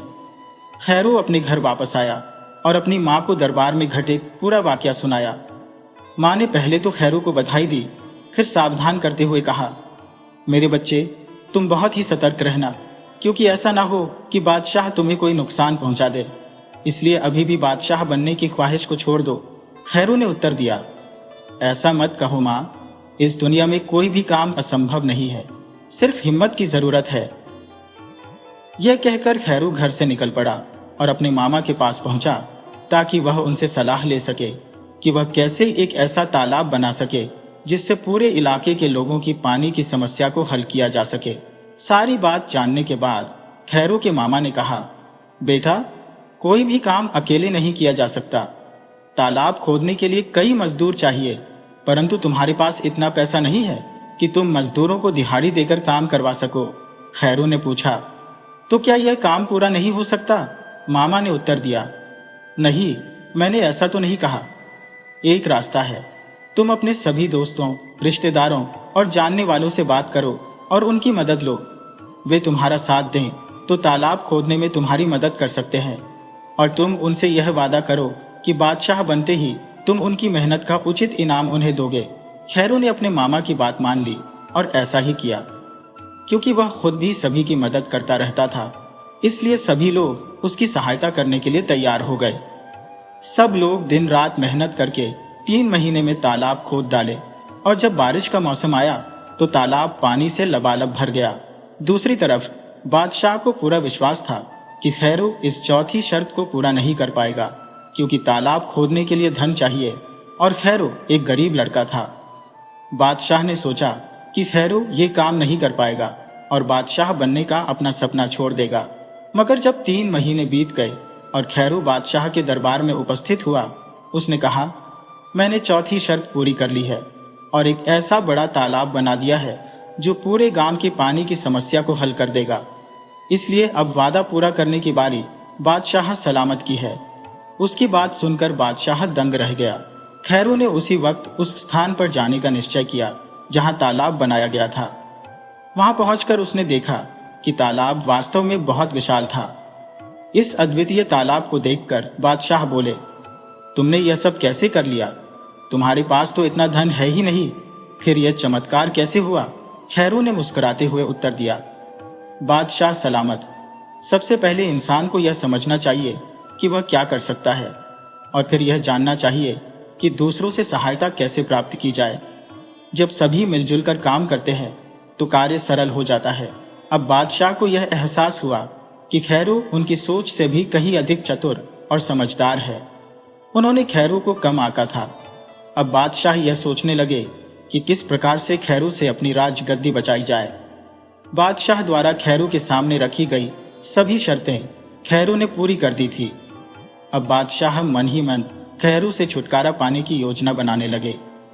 उन्होंने तय किया कि वे खैरू को इस तरह से मरवा देंगे कि किसी को संदेह न हो। चेहरे पर झूठी मुस्कान लाकर बादशाह बोले, खैरू, तुम न केवल अत्यंत चतुर हो बल्कि बहुत साहसी भी हो। मुझे तुम्हें बादशाह बनाने में अत्यधिक खुशी होगी, लेकिन मैं चाहता हूं कि तुम्हें बादशाह बनाने से पहले एक शाही दावत दी जाए, जिसमें हम अपने सभी खास मेहमानों को बुलाएंगे। अभी तुम जाओ, हम तुम्हें शीघ्र ही शाही दावत पर बुलाएंगे। 2 दिन के बाद ही शाही दावत का आयोजन कर दिया गया। उस दिन महल मेहमानों से खचाखच भरा हुआ था। खैरो अपने मामा के साथ वहां पहुंचा। हर एक मेहमान को चांदी के गिलास में शरबत परोसा जा रहा था। बादशाह अपनी राजगद्दी पर बैठे थे और उनके पास ही खैरो भी मौजूद था। महल के एक नौकर ने खैरो को भी चांदी के प्याले में शरबत पेश किया। दरअसल बादशाह के हुक्म से उस शरबत में विष मिला हुआ था। जब खैरो ने अपना प्याला हाथ में लिया तो सामने बैठे हुए खैरो के मामा ने उसे आंख का इशारा किया। खैरो को याद आ गया कि आज उसके मामा ने दावत में आने से पहले उससे कहा था, बेटा होशियार रहना, राजगद्दी ऐसी चीज है जिसे बादशाह यूं ही आसानी से तुम्हें नहीं देगा। वह जरूर ही कुछ न कुछ गड़बड़ कर सकता है। खैरो को अपने मामा की बात याद आ गई। उसने सबकी नजरें बचाकर चालाकी से अपना विष वाला शरबत का प्याला सामने पड़ी मेज पर बादशाह के प्याले से बदल दिया। भाग्यवश बादशाह ने उसकी इस हरकत को देख लिया। इससे पहले कि बादशाह कुछ करता, खैरो फटाफट अपनी जगह से उठा और दावत के सभी मेहमानों को संबोधित करते हुए ऊंची आवाज में कहने लगा, मेरी यह इच्छा है कि आज इस दावत में बादशाह सलामत अपने प्याले से सबसे पहले शरबत का एक घूंट भरें। उसके बाद ही हम सभी लोग अपने अपने शरबत पिएंगे। यह एक अच्छा शगुन होगा। सभी लोग खैरो की इस बात की तारीफ करने लगे और बादशाह से ऐसा ही करने का अनुरोध करने लगे। बादशाह अपने ही बिछाए हुए जाल में पूरी तरह से फंस चुके थे। उन्हें समझ आ गया कि खैरो की चालाकी और बुद्धिमानी से बचना असंभव है। वे अपनी राजगद्दी से खड़े हुए और कहने लगे, मैं आज अपनी बेटी यानी शहजादी की शादी इस बुद्धिमान और होशियार नौजवान खैरो से करने का ऐलान करता हूँ और उसे ही अपना उत्तराधिकारी घोषित करता हूँ। मेरे बाद इस देश का बादशाह यही बनेगा। सभी लोग खुशी से ताली बजाने लगे। इसके बाद खैरो की शादी शहजादी के साथ कर दी गई और वह एक सुखमय जीवन व्यतीत करने लगा। इस प्रकार खैरो अपनी बुद्धिमानी, चालाकी और दृढ़ संकल्प के बल पर एक देश का राजा बन गया।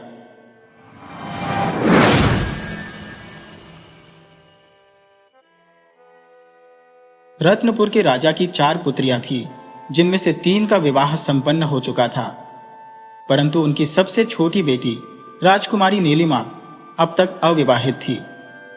राजकुमारी के सुनहरे बालों की छटा निराली थी।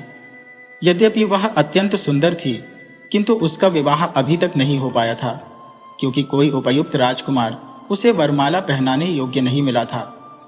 राजकुमारी के माता पिता की भी यही आकांक्षा थी कि जल्द ही उसका विवाह किसी योग्य राजकुमार से हो जाए। एक दिन की बात है, राजकुमारी अपनी कुछ सखियों के साथ शाही बगीचे के पीछे बहने वाली नदी पर जा पहुंची। ठंडे और शीतल जल को देखकर वे सभी नदी में स्नान करने की इच्छा से मचल उठी। जब वे सब नदी में स्नान कर रही थी, तब राजकुमारी के कुछ बाल नदी में बह गए।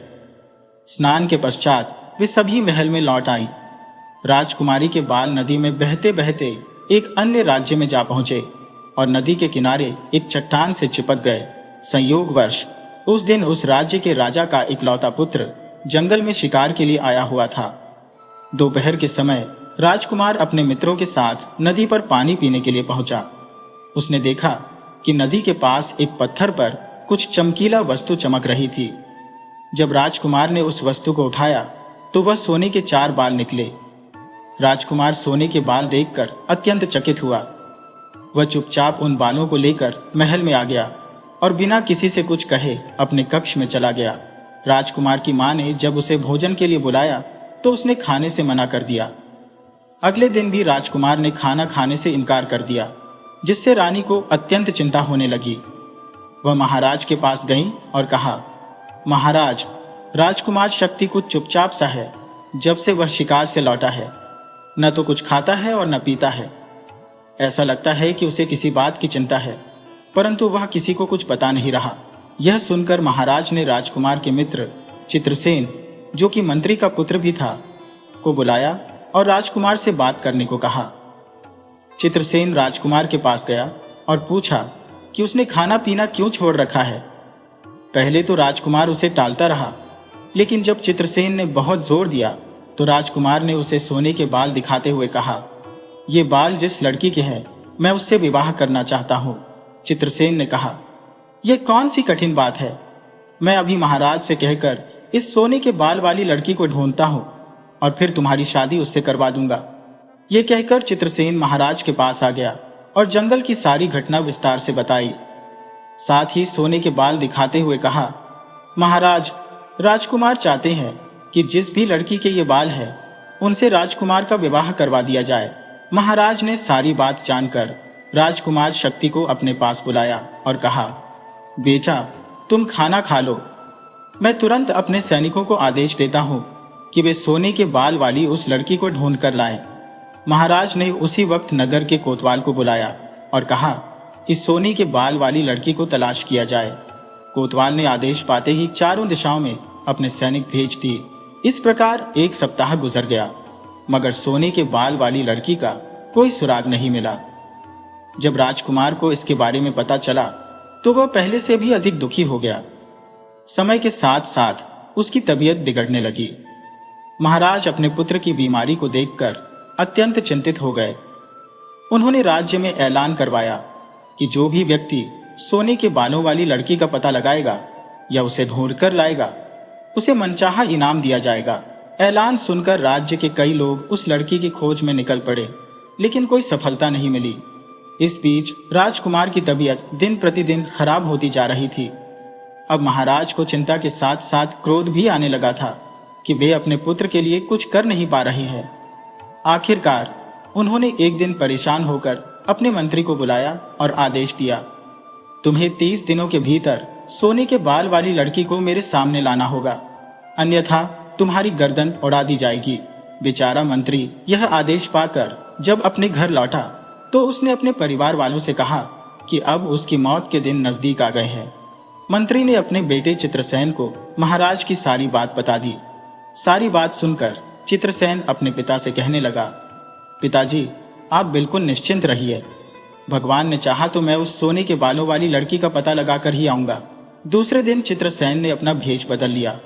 उसने चूड़ी बेचने वाले का रूप धारण कर लिया और उस नदी पर जा पहुंचा जहां राजकुमार को सोने के बाल मिले थे। उसने नदी के किनारे किनारे चलने का फैसला किया ताकि वह सोने के बालों वाली लड़की को ढूंढ सके। वह आसपास के गांवों में जाकर चूड़ियां बेचता और आवाज लगाता, चूड़ियां ले लो, चूड़ियां ले लो। उसकी आवाज सुनकर गांव की लड़कियां आती। चित्रसेन चूड़ियां बेचते हुए हर लड़की के बाल भी देखता। इस प्रकार 20 दिन गुजर गए और अब उसे भी चिंता होने लगी कि कहीं उसके पिता को मौत के घाट ना उतार दिया जाए। यह सोचकर वह और तेजी से अपने सफर को तय करने लगा। आखिरकार वह राजकुमारी नीलिमा के राज्य में पहुंच गया। यहां भी वह चूड़ियां ही बेचता था। चित्रसेन जिसे भी चूड़ी बेचता उसे कहता, हमारे राज्य में एक लड़की के सोने के बाल है, क्या तुम्हारे राज्य में भी ऐसी कोई लड़की है जिसके सोने के बाल हो? लड़कियां सिर हिलाकर जवाब देती, हमें यह मालूम नहीं है। अब केवल 4 दिन ही बचे थे।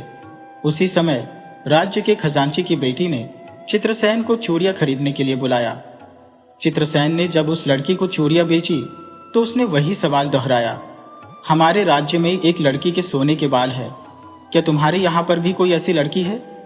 क्योंकि खजांची की बेटी राजकुमारी की सखी थी, उसने कहा, हाँ, हमारी छोटी राजकुमारी नीलिमा के सिर पर सोने के बाल है। चित्रसेन ने यह बात सुनकर बहुत खुशी महसूस की, लेकिन उसने बात बनाते हुए कहा, गलत, बिल्कुल गलत।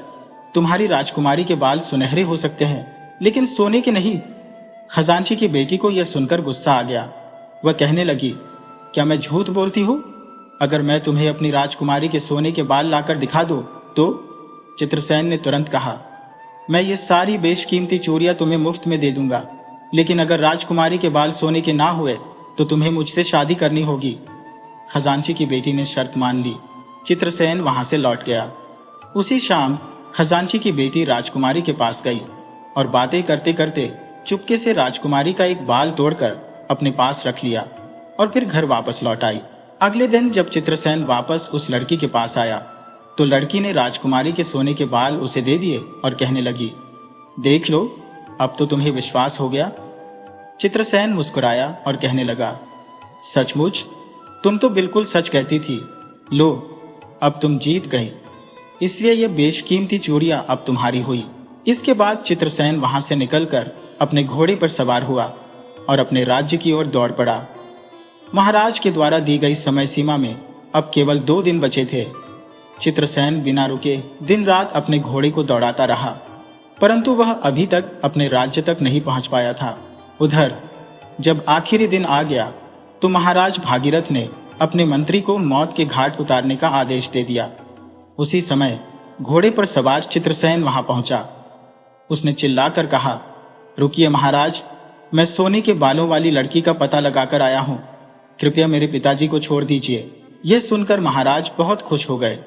उन्होंने चित्रसेन को गले से लगा लिया और फिर चित्रसेन ने पूरी कहानी उन्हें बता दी।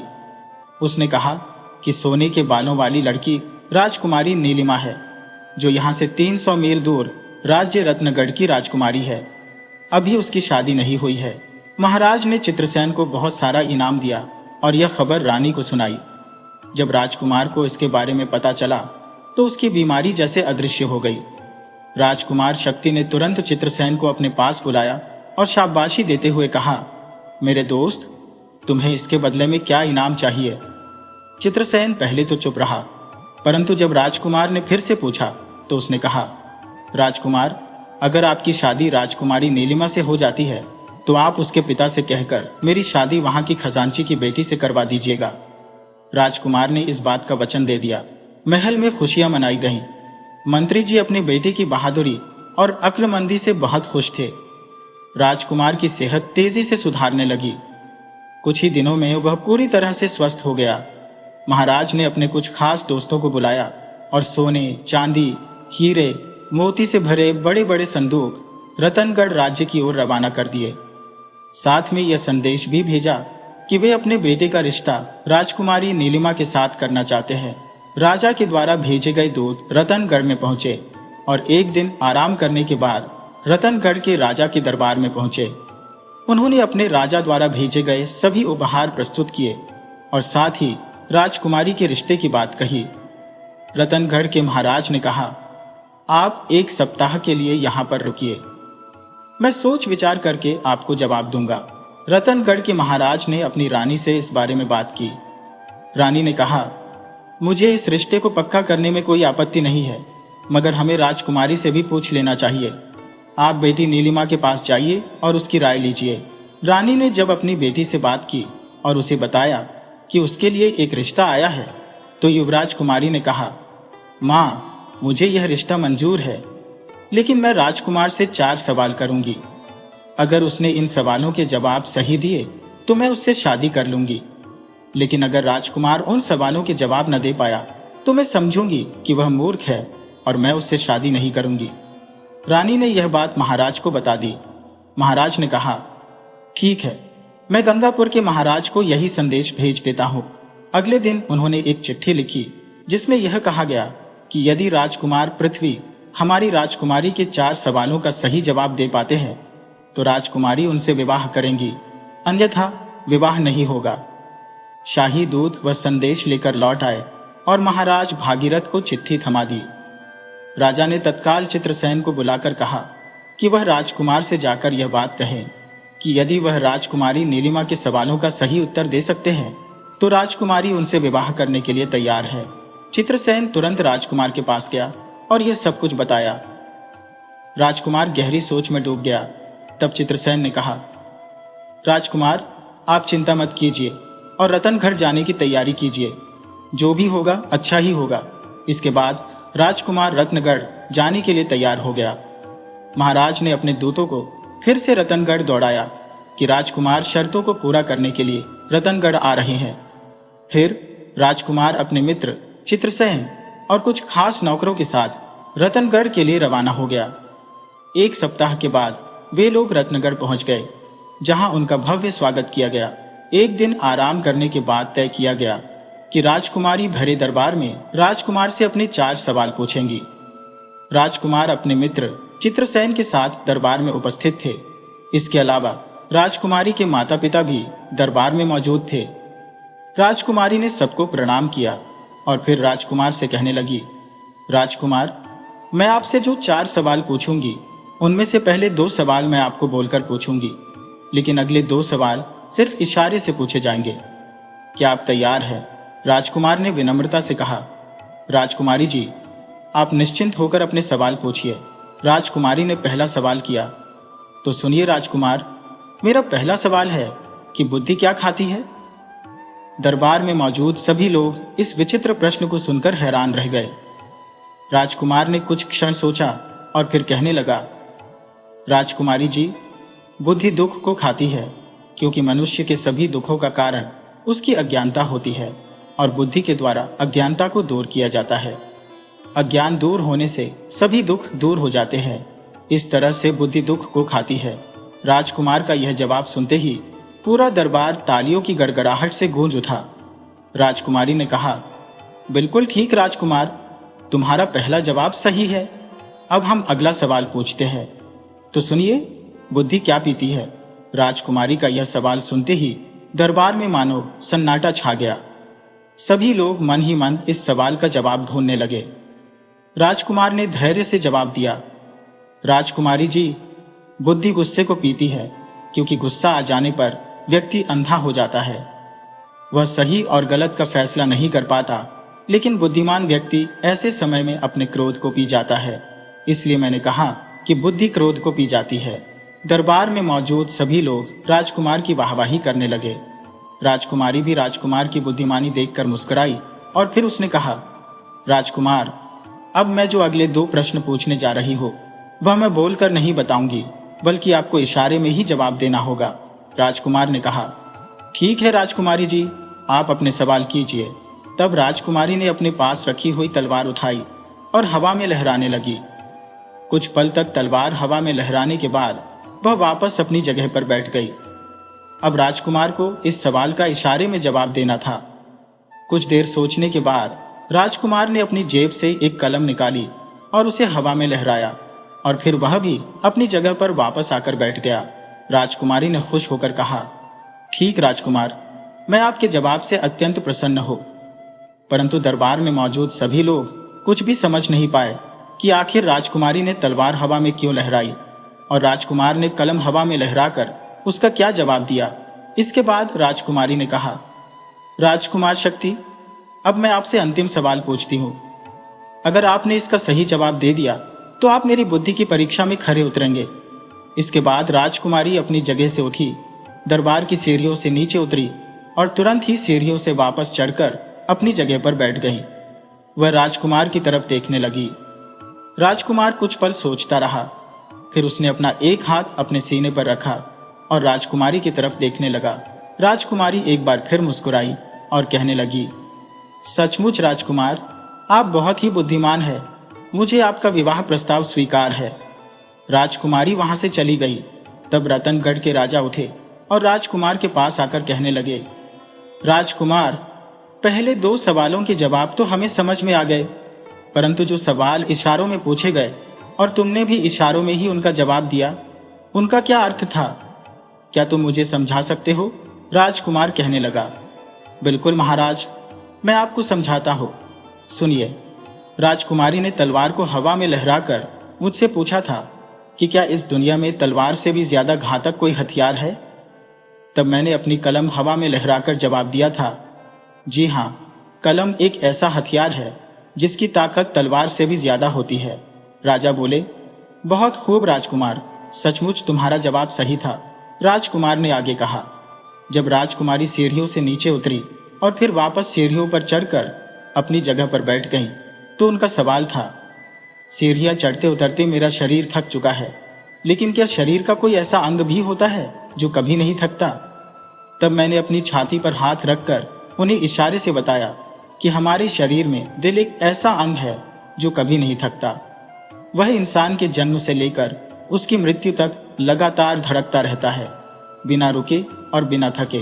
राजा बोले, बहुत खूब राजकुमार, सचमुच हम तुम्हारी बुद्धि का लोहा मानते हैं। हमें खुशी है कि तुम जैसा बुद्धिमान राजकुमार हमारी बेटी का होने वाला पति है।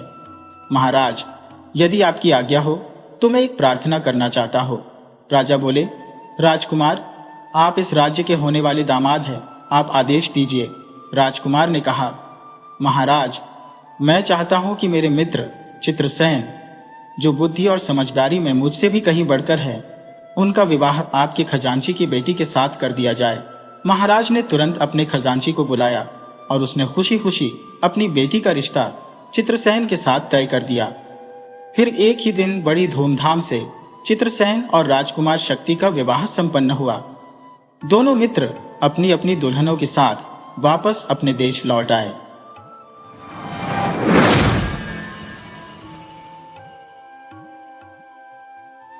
बाबू साहब अपने कक्ष में बैठे हुए धोबी के आगमन का इंतजार कर रहे थे। जैसे ही धोबी उपस्थित हुआ, उन्होंने कपड़ों को बाहर निकालना प्रारंभ कर दिया। बातचीत के क्रम में बाबू साहब ने उसकी उम्र के बारे में पूछ लिया। धोबी ने उत्तर दिया, 100 वर्ष। बाबू साहब चकित रह गए।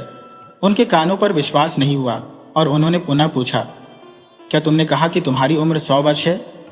धोबी ने पुष्टि की, हाँ बाबू साहब, पूरी 100 वर्ष, न 1 वर्ष कम न 1 वर्ष अधिक। बहुत से लोग मेरी सूरत से धोखा खा जाते हैं, मगर आप इतने वृद्ध प्रतीत नहीं होते। मेरा अनुमान था कि आपकी उम्र 87 वर्ष से अधिक नहीं होगी, लेकिन नहीं बाबू साहब, मैंने पूरे 100 वर्ष जी लिए हैं। भाग्यशाली हूं मैं। धोबी ने इसका कोई उत्तर न दिया।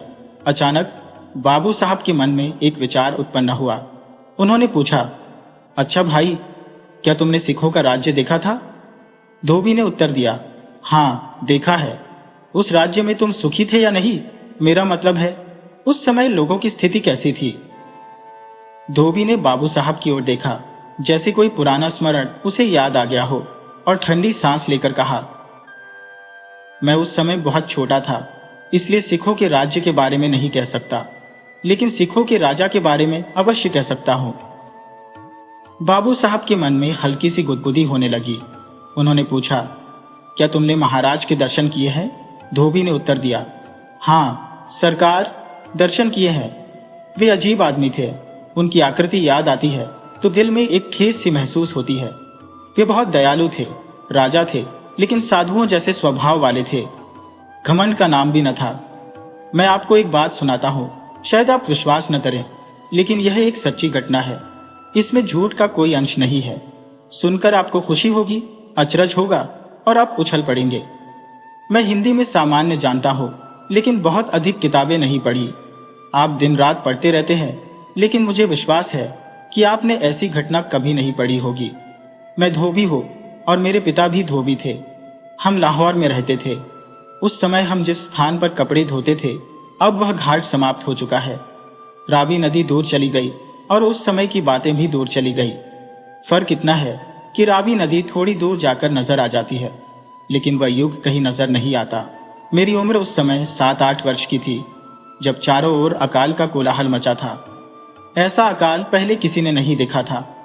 लगातार 2.5 वर्ष तक वर्षा नहीं हुई। किसान रोते थे। तालाब, नदी, नाले सब सूख गए। पानी कहीं नजर नहीं आता था। मैं आज भी उन दिनों को कल की तरह याद करता हूँ। हमने कई प्रकार के टोटके किए, पानी बरसाने की दुआएं की, लेकिन वर्षा नहीं हुई। मुसलमान मस्जिदों में नमाज पढ़ते, हिंदू मंदिरों में पूजा करते, सिख गुरुद्वारों में ग्रंथ साहब का पाठ करते, फिर भी वर्षा नहीं होती थी। भगवान की कृपा नहीं हो रही थी। दुनिया भूख से मर रही थी। बाजारों में रौनक नहीं थी, दुकानों पर ग्राहक नहीं थे और घरों में अनाज नहीं था। ऐसा लग रहा था कि जैसे प्रलय का दिन निकट आ गया है। सबसे बुरी स्थिति किसानों की थी। मेरे दादा के चेहरे पर खुशी का कोई निशान नहीं था। सभी की आंखें आकाश की ओर लगी रहती थी, लेकिन वहां दुर्भाग्य की घटाई थी, पानी की घटाई नहीं थी। अनाज की कीमतें अत्यधिक बढ़ गई थी और लोग रो रहे थे। अंततः ऐसा हाल आ गया कि हमारे घर में खाने के लिए कुछ भी नहीं था, केवल तन के कपड़े रह गए थे। सोचने लगे, अब क्या होगा? मेरे दादा भगवान से प्रार्थना करते थे। वह बहुत हंसमुख व्यक्ति थे, हर समय मुस्कुराते रहते थे। कहते थे कि जो संकट आए उसे हंसकर सहो। रोने से संकट कम नहीं होता, बल्कि बढ़ता है। मैंने सुना है कि मेरे पिता की मृत्यु पर उनकी आंखों से एक बूंद आंसू नहीं गिरी थी, लेकिन उस समय वह भी रो रहे थे। कहते थे, कैसी तबाही है। मेरे सामने बाल बच्चे भूख से मर रहे हैं और मैं कुछ नहीं कर सकता। अंत में हमने कई दिनों तक पेड़ों की पत्तियां उबाल कर खाई। एक दिन की बात है, बाबा आंगन में बैठे हुए आकाश की ओर निहार रहे थे। मैं उस समय एक बच्चा था और मैंने कहा, बाबा अब तो बर्दाश्त नहीं होता, कहीं से रोटी का टुकड़ा ला दो, पत्ते खाकर नहीं रहा जाता। बाबा ने एक लंबी सांस भरी और कहा, अब प्रलय का दिन दूर नहीं है, लेकिन इसका क्या लाभ? जब सब लोग मर जाएंगे तो क्या फायदा होगा? बेटा, जब खाने को कुछ नहीं मिलेगा तो मरेंगे ही, और अगर तुम मरना चाहते हो तो रोटी का एक टुकड़ा ले आओ। लेकिन मेरा मन तो ऐसे दिनों से भर गया है। बाबा की आंखों में आंसू भर आए और उन्होंने खनकती हुई आवाज में कहा, ऐसा युग कभी नहीं देखा। तुम तो पेड़ों के पत्तों पर निर्भर हो, लेकिन गांव के लोग मेंढक और चूहे तक खा रहे हैं। पेट सब कुछ सहन कर लेता है, लेकिन ये वस्त्र असहनीय है। इस समय किसी को क्या परवाह है? बादल क्यों नहीं बरसते? हमारी इच्छाएं बदल गई है, वरना ऐसा समय कभी नहीं आया था। आज हर दृष्टि में लालिमा है, जैसे हर आंख में रक्त है, पानी नहीं है। तुम ऐसा करो, कहीं से मांगकर खा लो, शायद कोई तरस खाकर तुम्हें रोटी का एक टुकड़ा दे दे। हे भगवान, अब तो मौत दे दो। हम गरीब हैं, लेकिन किसी के सामने हाथ नहीं फैलाते। जग्गू भूख से मर रहा था और रोटी मांगने के लिए निकल पड़ा।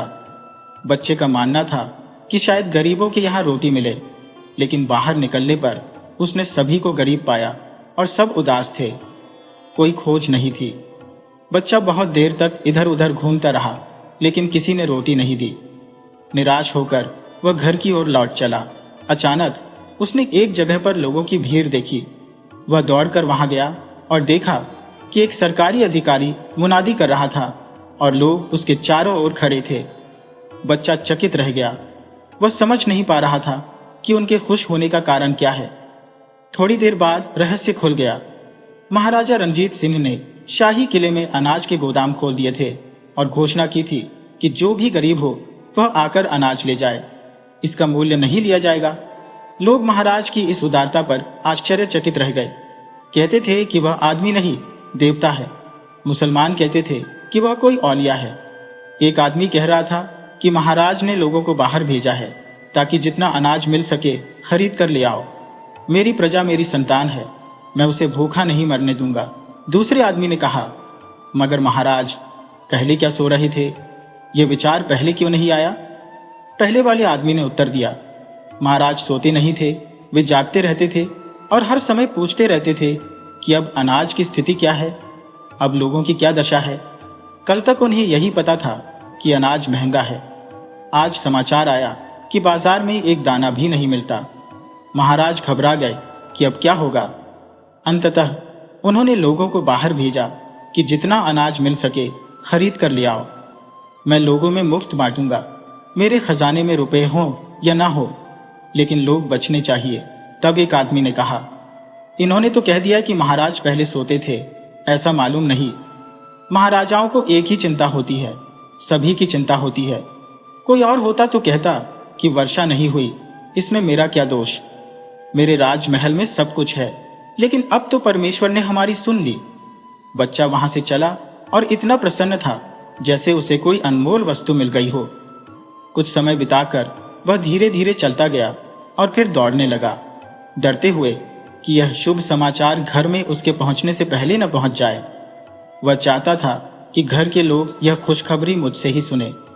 घर पहुंचा तो उसका बाबा सिर झुकाए बैठा था। बच्चे को खाली हाथ देखकर बाबा ने एक लंबी सांस भरी और सिर झुका लिया। बच्चे ने बाबा का हाथ थाम लिया और उसे दृढ़ता से खींचते हुए बोला, उठो, चादर उठा लो, महाराज ने घोषणा कर दी है कि अनाज मुफ्त मिलेगा। बहन, माँ, बाबा और सभी अन्य लोग चौंके और बच्चे की बात पर विश्वास नहीं किया। सिर हिलाते हुए उन्होंने कहा, यह बच्चा है, शायद किसी ने उसे मजाक में बहलाया होगा। क्या महाराज पूरा शहर मुफ्त अनाज देंगे? लेकिन जग्गू ने कहा, मैंने स्वयं मुनादी सुनी है, यह असत्य नहीं है। लोग इसे सुनकर खुश हो गए। तुम चादर लेकर मेरे साथ चलो बाबा। बाबा और जग्गू दोनों चादर लेकर चल पड़े। बाबा को अभी भी संदेह था कि यह एक मजाक हो सकता है, लेकिन बाजार में पहुंचकर देखा कि 2000 लोग वहां जा रहे थे। अब बाबा को जग्गू की बात पर विश्वास हो गया। जिले में पहुंचे तो वहां केवल गरीब ही थे और अमीरों को अंदर जाने की अनुमति नहीं थी। फाटक पर सिपाही खड़े थे जो सफेद और उजले कपड़े देखे तो उन्हें रोक लेते थे।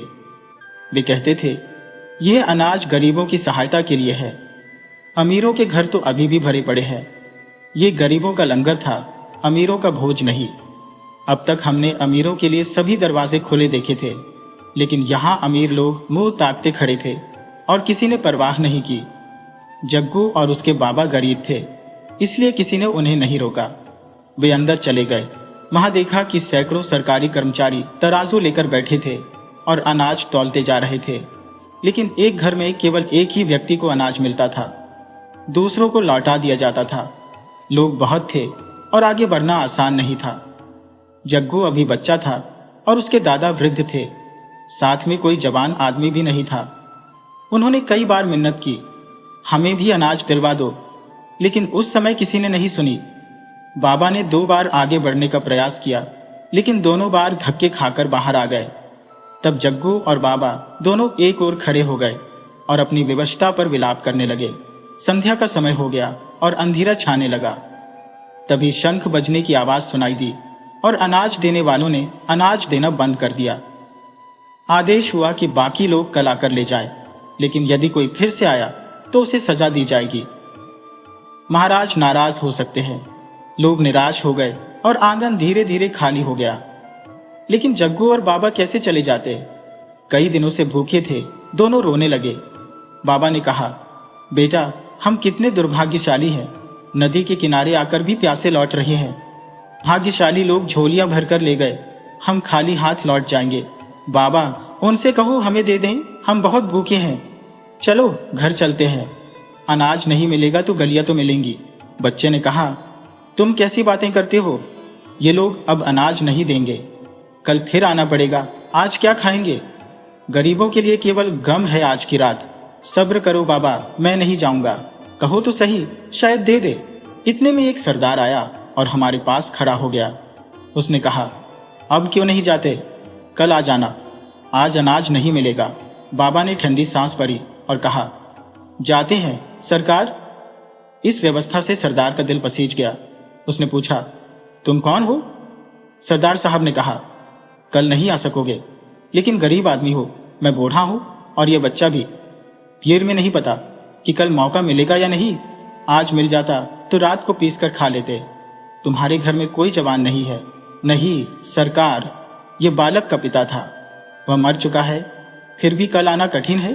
तब जग्गू बोला, सरकार आज ही दिला दें। सरदार साहब हंसकर बोले, आओ आज ही दिला देता हूं। बाबा, मैंने कहा था आज अनाज मिल जाएगा। सरदार साहब हंसने लगे। बाबा ने जग्गू को चुप रहने का इशारा किया तो जग्गू चुप हो गया। सरदार साहब ने कहा, आओ तुम्हें दे देता हूं। वे लोग सरदार साहब के पीछे पीछे चल पड़े। उन्होंने अनाज के ढेर के पास पहुंचकर एक कर्मचारी से कहा, इस वृद्ध को 20 शेर गेहूं दे दो। वह व्यक्ति बाबा से बोला और चादर फैलाकर गेहूं तौलने लगा। बाबा ने पूछा, सरकार ये फिर कब मिलेगा? हम कई दिनों से भूखे हैं। सरदार साहब हंसते हुए बोले, तो और क्या चाहते हो? सरकार शब्द का प्रयोग करते हुए मुझे शर्म आती है, मैं और क्या कर सकता हूं? नहीं, अगर 20 शेर और मिल जाए तो बहुत कृपा होगी। आपकी जान के लिए दुआ करता रहूंगा। बड़े लालची हो सरदार साहब, पेट भरने की बात हो रही है, नहीं तो हम बेगैरत नहीं होते। अगर सभी को इस तरह से देंगे तो अनाज कैसे पूरा होगा? राजमहल में मोतियों की कमी नहीं है, फिर भी द्वार पर आना पड़ेगा। शहर में आपकी प्रतिष्ठा बढ़ेगी। बाबा ने जग्गू से कहा, इनको नमस्कार करो, इन्हीं की वजह से हम बच गए, नहीं तो रात रोते रोते कट जाती। जग्गू ने आगे बढ़कर उनके पैर छू लिए। जीते रहो बेटा। तुम्हारा नाम क्या है? सरदार साहब ने पूछा। जग्गू, अब अनाज मिल गया, जाओ और रोटियां पकाकर खाओ। जग्गू ने कहा, सरकार 20 और दे दीजिए। सरदार साहब ने कहा, तू तो अपने बाबा से भी ज्यादा लोभी निकला। सरदार साहब ने तौलने वाले से कहा, बीज से और तौलने वाला बुरा है, बार बार कैसे आएगा? अभी से और अनाज मिल गया। सरदार साहब ने कहा, अब खुश हो जाओ, वाहे गुरु आपका यश बढ़ाए। सरदार साहब बोले, महाराज की जान की दुआ दूं। ये सब उनकी कृपा है, नहीं तो लोग भूखे मर जाते। सच पूछो तो यह उनका धर्म था। अगर ऐसा ना होता तो तुम राजा के भाग्यशाली बनते। बाबा ने कहा, सच्चाई यही है सरकार। महाराज ऋषि है, सरदार साहब ने उत्तर दिया। ऋषि तुम क्या होंगे? आदमी बने रहना ही बड़ी बात है। अब तक तौलने वाले सभी लोग जा चुके थे, किले में केवल हम ही बचे थे। सरदार साहब ने कहा, अब इसे उठाकर ले जाओ। गरीब दावत में जाकर बहुत खाता है, इस बारे में नहीं सोचता कि बचेगा या नहीं। बाबा ने कहा, सरदार साहब गठरी भारी है, अगर कोई इसे सिर पर रख दे तो ले जाऊंगा। सरदार साहब ने गठरी उठाकर बाबा के सिर पर रख दी। बाबा 2 कदम चले और गिर पड़े। सरदार साहब ने कहा, इतना अनाज क्यों बनवा लिया जो उठाया नहीं जा रहा? सिर तक अनाज ही ले लेते तो यह तकलीफ ना होती। लोग अपनी देह की ओर ध्यान नहीं देते। किसी को बुलाओ, तुमसे नहीं उठेगा। पापा ने आह भरी और कहा, सरकार मेरी सहायता कौन करेगा? सरदार साहब ने कुछ देर सोचा और फिर गठरी अपने सिर पर उठाकर चलने लगे। वे दोनों दंग रह गए। दोनों के शरीर के हर अंग से उनके लिए दुआएं निकल रही थी। वे सोचते थे कि यह आदमी देवता है। धोबी ने कहा, जब हम घर पहुंचे और सरदार साहब अनाज की गठरी हमारे आंगन में रखकर लौट रहे थे, तो मैं और मेरे बाबा दोनों उनके साथ बाजार तक चलाए। बाबा बार बार कहते थे कि इसका फल आपको वाहिगुरु देंगे, मैं इसका प्रतिदान नहीं कर सकता। अचानक वहीं से एक सैनिक प्रकट हुआ। सरदार साहब जिस स्थान पर खड़े थे वहां प्रकाश फैला हुआ था। सिपाहियों ने उन्हें पहचान लिया और तलवारें निकालकर सलाम किया। यह दृश्य देखकर बाबा भयभीत हो गए और सोचने लगे कि यह कौन हो सकता है। अवश्य ही यह कोई उच्च अधिकारी होगा, वरना सिपाही ऐसे सलाम नहीं करते। जब सरदार साहब चले गए तो बाबा उन सिपाहियों के पास गए और पूछा कि वे कौन थे। उनमें से एक ने आश्चर्यचकित होकर बाबा की ओर देखा और उत्तर दिया, तुम नहीं जानते, ये हमारे महाराष्ट्र के महाराज हैं। बाबा आश्चर्यचकित रह गए। उनकी आंखें खुली की खुली रह गईं। उनके मुंह से एक शब्द भी नहीं निकला। वे सोचने लगे कि ये वही महाराज हैं जिनके एक इशारे से सेना में हलचल मच जाती थी, जो अपने समय के सबसे प्रमुख राजा थे, जिनके सामने बड़े बड़े वीर भी हाथ जोड़ देते थे। आज वे एक धोबी के घर पर गेहूं की गठरी छोड़ने आए थे। ये असली महाराज थे। इनका राज्य जन जन के दिलों में बस गया है। धोबी ने आगे कहा, उस रात हमें नींद नहीं आई। पूरा घर महाराज के लिए दुआएं मांगता रहा। अगले दिन जोरदार बारिश हुई। कहानी समाप्त करने के बाद धोबी चुप हो गया। बाबू साहब के रोंगटे खड़े हो गए। उनकी आंखों में आंसू भर आए और वे सोचने लगे, अब वह समय कहां चला गया। आज के राजा ऐसे क्यों नहीं दिखते। आज के शासकों को भ्रमण का शौक है, विषय वासनाओं में रुचि है, परंतु अपनी प्रजा के हित और अहित का ध्यान नहीं रखते। बाबू साहब ने धोबी की ओर देखा, जिसकी आंखें भी नम थी। बाबू साहब ने एक ठंडी सांस भरी। धोबी के कपड़े गिरने लगे और कहा, बाबू साहब कृपया 14-15 में 20 कमीजें लिख लीजिए। बाबू साहब ने काफी कुछ उठाया और लिखने लगे।